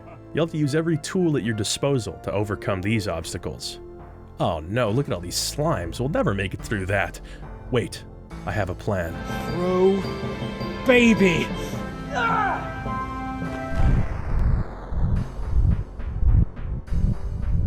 The final section has one of the more annoying puzzles in the game. In the center of this room, there's a throne where you have to remain seated for a few seconds. It doesn't look like anything's changed, but doing this actually teleports you to one of several identical rooms. From there, you have to feel your way around the cave walls looking for hidden passages and, yes, dealing with a battery of surprise liches. I'm supposed to believe that there were 18 quality assurance people working on this game. Somebody should have given Richard the touch of death as he was writing out the design concept for liches. At last, we arrive at the site of the Black Gate. Here, the Fellowship members prepare to defend the Guardian's portal from the Avatar. Unsurprisingly, there's not much they can do. Each one is easily felled by the party, with the exception of Batlin, who swears vengeance on us and runs away, as he's wont to do. You can try killing Batlin with the Black Sword's death magic, but the sword tells us that Batlin is protected by higher magic. I have to say, as satisfying as it is to wantonly slaughter all of the Fellowship villains here, it's a little anticlimactic. We've dogged the footsteps of Abraham, Elizabeth, Hook, and his assistant Forskis for dozens of hours at this point. We've heard stories about them from those who have crossed their paths, repeatedly borne witness to their grisly handiwork, and read tall tales of their exploits. At every turn, just when it seemed as though they were in our grasp, they evaded us again. We've been anticipating this meeting for so long, not only to look into the eyes of these people and deliver justice, but to get answers, to understand what kind of people we're dealing with. But it's basically just a trumped-up encounter with 4 goblins in a cave somewhere. They're lined up like bowling pins, ready to be slaughtered with no exchange of words or fanfare. It all just feels kind of truncated. After we've dealt with the Fellowship, there's still a matter of the gate itself. Placing the 3 Blackrock prisms upon the pedestal, its energy barrier dissipates. The Guardian, now desperate, warns the Avatar that if the gate is destroyed now, we'll be trapped in Britannia forever. You can destroy the Black Gate, but you will never return to your beloved Earth, or you can come through now and go home. All while my party members complain about being hungry. Hey, you know, it's been a long dungeon, to be fair. I instinctively click on the black gate, which actually does cause the avatar to walk through, going home and abandoning Britannia to its fate forever. Whoops. I like that they let you do that. It turns out that you're actually supposed to bring some equipment with you. Earlier in the game, while speaking to Rudium the Mage, he mentions that all of his experiments with Blackrock have resulted in failure. His wand, it seems, only destroys Blackrock, and in rather spectacular fashion. He says we can take it if we want to, but there's no real use for it. There's a real use for it. The Black Gate is made of Blackrock, and thus it is invulnerable to all conventional forms of sabotage. The unconventional wand, therefore, is necessary to destroy the gate. Multiple endings weren't all that common back in the day, so it's hilarious to imagine some disappointed kid going through the entire game and thinking that the story ends with the avatar saying, "Later, losers," and going home. With the Black Gate finally destroyed, we get to kick back and watch the conclusion. In a 3D sequence that would have been very impressive for its time, the Guardian tries to pull himself through the gate into Britannia. It's too late for him as the gate is destroyed, shattered into pieces.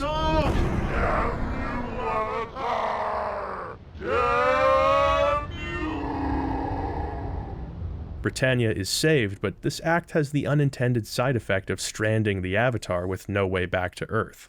The Guardian and Batlin may no longer be an imminent threat, but they still live, and likely continue to scheme away from prying eyes. Our work may not be finished, but Ultima VII, the Black Gate is. The Age of Armageddon has begun. Perhaps your puny Earth shall be my next target.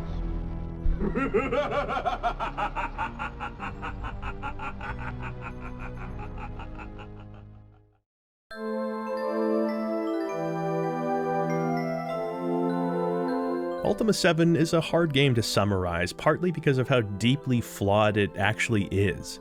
The RPG mechanics, building your character, leveling up, gaining stats, the meat and potatoes of a CRPG are almost superfluous at this point. The player isn't required to put any thought into this aspect of the game, all but abandoning its tabletop origins. The game flexes its RPG muscles more than anywhere else in its combat, which is an automated mess of sprites bashing into each other as the player crosses their fingers and hopes for the best. At the worst of times, it's unintelligible and frustrating. At the best of times, it's over quickly, which thankfully is most of the time. Adapting the series' combat to a real-time system was a change that would have been necessary sooner or later, but the approach just feels like a compromised vision. Combat is not an insignificant part of this game, and as such, it does remain a dark spot on Ultima VII's legacy. It seems that even the developers realized this because the Forge of Virtue expansion jacks the Avatar's stats up to heroic levels and gives you a weapon with a dedicated skip combat button. On that note, the game is totally unbalanced. You're inundated with gold, equipment, and potions, which undermines the need to get out there and earn your keep. Some of the best moments in Ultima VII are those times where you're broke, defenseless, and haven't gained dominion over Britannia yet. It's too bad that the script is so easily flipped. For most CRPGs, flaws like these would be devastating, but Ultima VII is a rare exception, an unconventionally great game. You can make an argument that there were Ultima games that were more important for the industry, or that certain games in the series were more historically significant. Hell, you can even argue that there are better Ultima games, although for that one you'd have to make a pretty good case at least. Even if you don't believe that Ultima VII is the best Ultima game, it's hard to say that it's not the greatest Ultima game. Greatness is a place between quality and significance, where ambitions are so lofty that the inadequacies can't overshadow the accomplishments. This is the kind of work that goes on to change the world. That's a little dramatic maybe, but hey, CRPGs are a part of the world, and Ultima VII definitely changed those.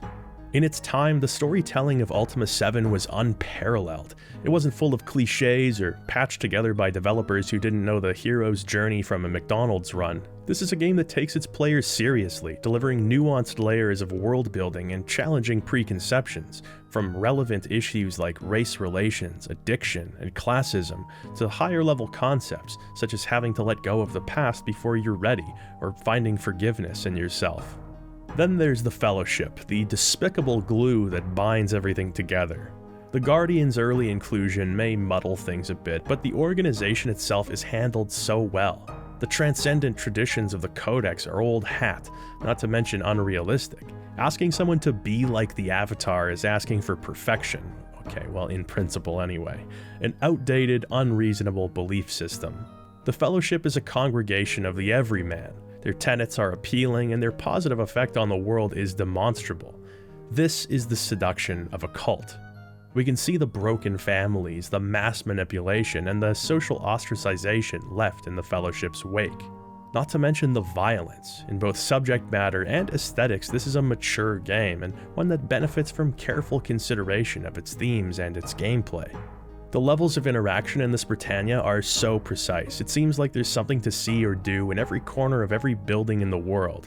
There's so much glorious freedom to just screw around here. One of the hallmarks of the Ultima series is that it is a complete living, breathing world for you to go live out another lifetime in.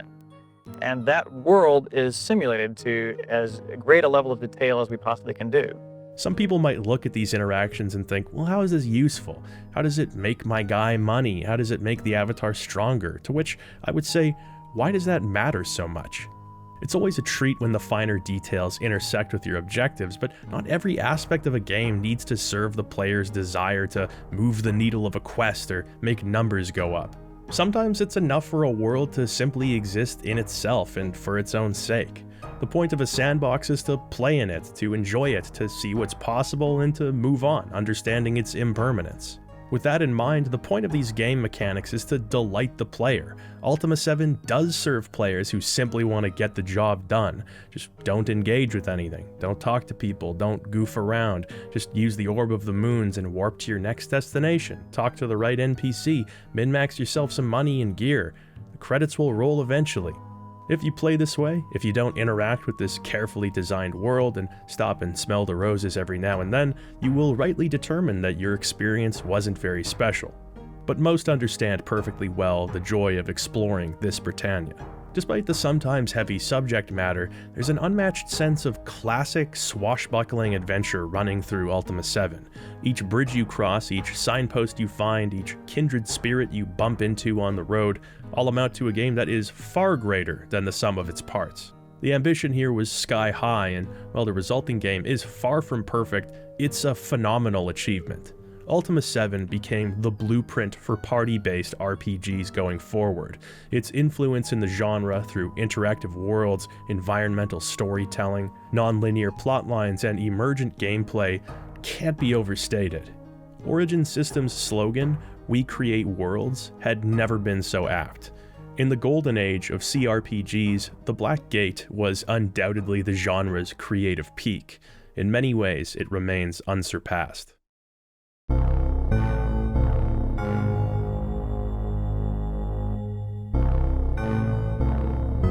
After hearing my admiration for Ultima VII, you may assume that contemporary reviewers heaped praise upon this game, clocking it as a sea change in the genre and falling over themselves in adulation.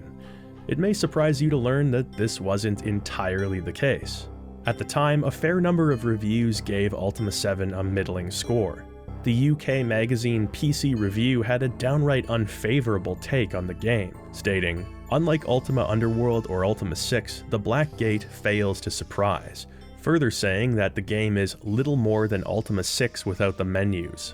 What many of these more critical reviewers had in common was an experience marred by bugs and glitches. As mentioned, a particularly devastating glitch caused quest-necessary items to disappear from the player's inventory without warning. Not only was this glitch fairly common, but Origin struggled to find its source, dealing with calls from irate customers for weeks after the game's launch. It's the kind of thing that would leave a sour taste in any reviewer's mouth. Even Computer Gaming World, who had developed a congenial relationship with Origin over the years, couldn't disguise their disappointment. The review was written by one Scorpia, a reviewer who had developed such a reputation for her brutal honesty that her editorials opened up with a warning. She acknowledged some of the game's strengths, but also eruditely explained its flaws and many technical shortcomings. Perhaps in an effort to maintain their good standing with Origin, Computer Gaming World printed a much more positive review in their following issue. The journalist in this second review identified a common issue that many reviewers seemed to share, that Ultima VII was the 7th Ultima game. It may seem petty, but some reviewers had apparently developed a bias against Ultima for the simple fact that, according to their arbitrary standards, it was running for too long. The series had too many entries, and now it needed to be put out to pasture to make room for other games. This was in stark contrast to the increasingly positive attention that was being given to Ultima Underworld. At a glance, it was simply a more impressive game, a glimpse into the future where Black Gate appeared to be a simple refinement of what came before. The game's stiffest competition came from within its own series. Regardless of this series' fatigue, the simple fact was that many of Ultima VII's more impressive and groundbreaking features were overshadowed by a litany of technical issues. Lockups and game-breaking bugs frustrated early adopters. The game's constant need to access the hard drive caused frequent slowdowns on even the most advanced systems. Some players couldn't take more than a few steps without the game crashing. In those days, MS-DOS could only access 640 kilobytes of memory by default. This had been more than enough in the early days, but it was now hamstringing developers. Origin's workaround was the Voodoo Memory Manager, a routine built into the Ultima VII game engine which allowed it to exceed that limit. This required PC owners to make their own boot disks, which just added more variables to the numerous problems Origin's customers were facing. Despite generally high praise, especially among those who could run the game properly, many copies of the Black Gate were returned, which damaged Origin's bottom line. To understand Ultima VII's place in the CRPG pecking order, it helps to know what the industry looked like at the time. It's no secret that video games were now big business, with more and more contenders entering the arena. The lion's share of the CRPGs released were first-person dungeon crawlers. Games such as New World Computing's Might and Magic: Clouds of Xeen continued to develop loyal fanbases. Surtek's Wizardry series, which had once been Ultima's chief competitor, had stagnated through the late 80s while Ultima boomed. 1992, however, saw the release of the series' 7th entry, Crusaders of the Dark Savant. With great visuals, a creative science fantasy plot, and the sort of intricate character creation that old-school Ultima fans had been craving, Crusaders of the Dark Savant was seen as a triumphant return to form, and it shot to the top of the bestsellers list. It wasn't just established series, but newcomers that found room at the CRPG table. Attic Entertainment released Realms of Arcania: Blade of Destiny, which had found a fiercely loyal fanbase in its home country of Germany. The game, though a dungeon crawler at heart, also appealed to RPG fans interested in technical turn-based combat. The Ultima series still held its own against games like this, given Underworld's supreme technical advantage over its peers. Nonetheless, the Ultima series, which had once handily dominated sales charts and readers' choice polls, frequently found itself struggling for position. Games like Microprose's historical CRPG Darklands managed to court hardcore genre fans who'd felt left behind by Ultima's simplicity. Later in 1992, Toys for Bob released Star Control 2. The game's absurdly deep space simulation may not have resulted in Wing Commander sales, but reviews were exceptionally positive. Its late release had bumped the game to 1993 for award considerations. Otherwise, Star Control 2 would have given Ultima VII a serious run for its money.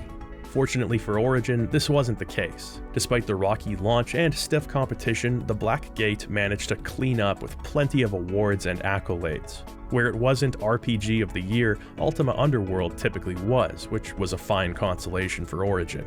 That 1-2 punch of Ultima Underworld and Ultima VII releasing within a month of each other had been a tremendous boon for the company, not to mention that sales of these games, particularly Underworld, would only improve over time. Despite the prevalence of CRPGs at this time, the tastes of PC gamers were shifting. In order to take advantage of rapidly improving technology, development teams needed to be bigger and games needed more time to be completed. This meant less room and greater consequences for failure. For years, RPGs and graphic adventures had ruled the worlds of PCs, while action games and platformers were the domain of consoles. Those lines were becoming blurrier by the minute. Japanese RPGs had become a staple genre of the Super Nintendo. Thanks to their character-driven stories and comparatively straightforward gameplay, JRPGs captured a much larger audience than CRPGs were capable of. At the same time, improved computer hardware and clever programming made run-and-gun games and platformers more viable on PCs.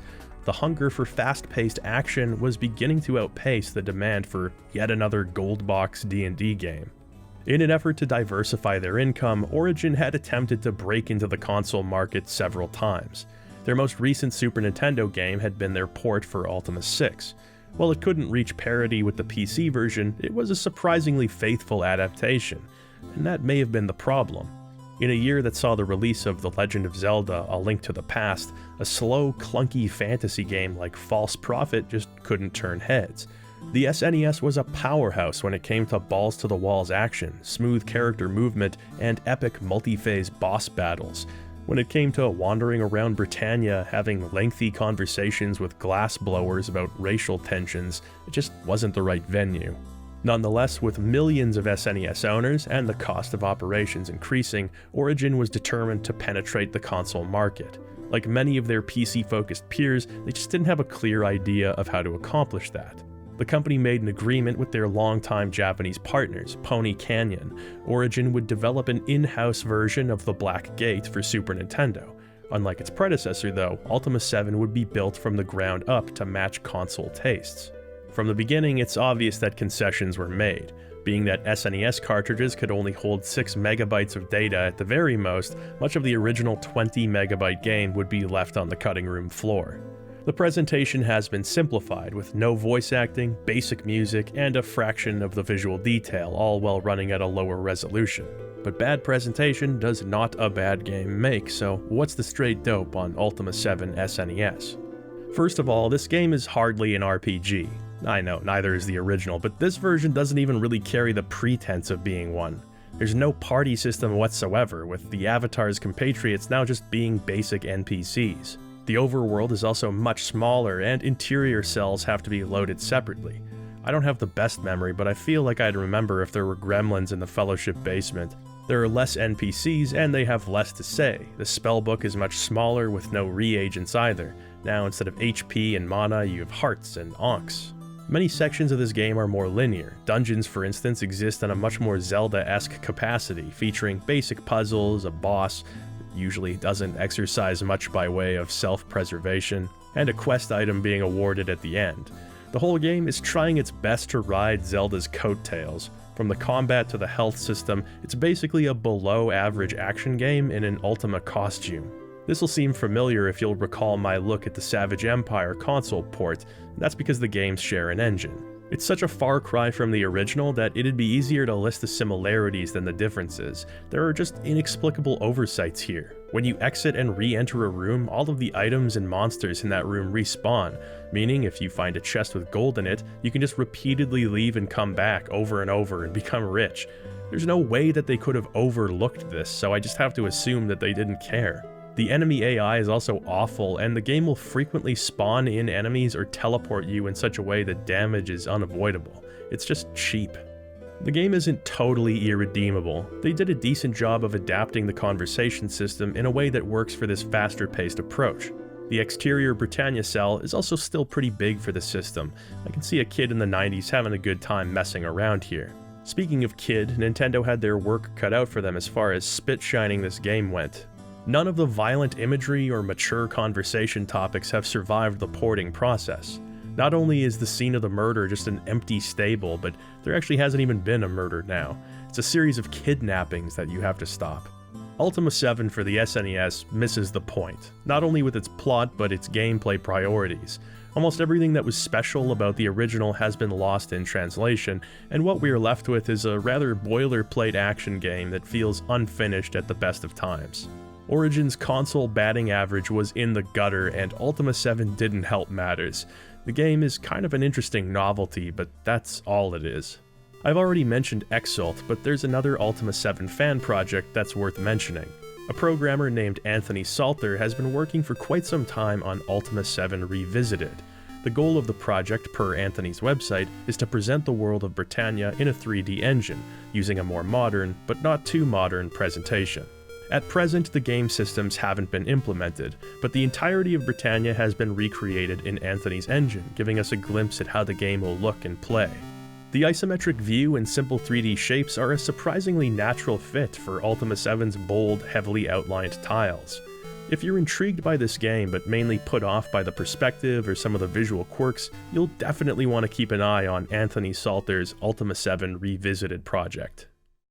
The Black Gate was a strong seller, but after investing $1 million into its development, Origin were hoping for a blockbuster, and a blockbuster it was not. Despite an unprecedented MSRP of $80, or perhaps in part because of that, it took some time for Ultima VII to make its money back. All in all, Origin did consider it a success. 2 Ultima games, both technically ambitious beyond anything else in the series, and both significant time and energy investments. Both game engines were state-of-the-art and would remain so for some time. This made using them again a no-brainer. Richard Garriott still held fast to his personal rule of never reusing the same engine for a mainline Ultima title. Rather, during the development of the Black Gate, he had begun planning a game that would act as an intermediary step between Ultimas 7 and 8. Between this, several planned Wing Commander entries, and a smattering of new projects on the horizon, Origin Systems had their hands full. Back at Blue Sky Productions, now Looking Glass Technologies, development of a new Underworld began immediately after the original had shipped. Much like Garriott's planned follow-up to Ultima 7, the Underworld sequel had a huge advantage. The game engine was already built, and it continued to blow people away. With a talented team who were rightly being recognized as pioneers in the burgeoning world of 3D graphics, the sequel would only be a matter of flexing their creative muscles and seeing how deep this rabbit hole could go. Next time on the Ultima Retrospective.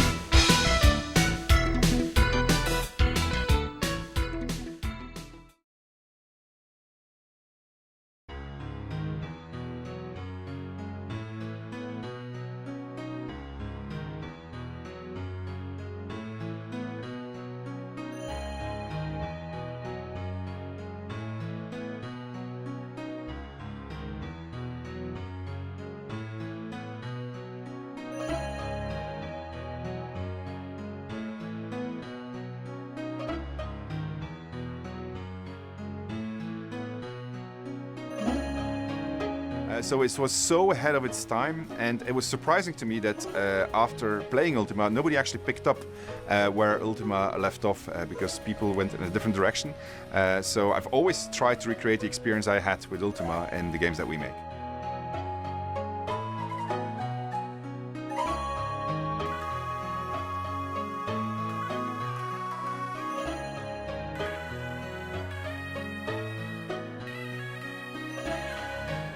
Say, Hank, do you think you can get me a cherry ice cream soda? Like I told you, Mike, it's broken. Man from the soda company will be by tomorrow to fix it.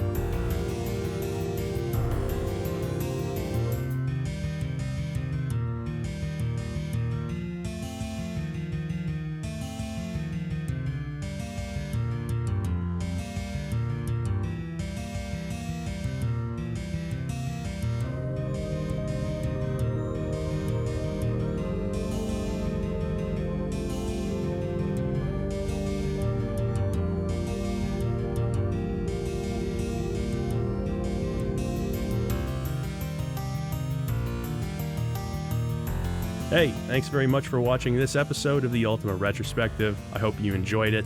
Till I see you next time, stay healthy, wealthy, and wise.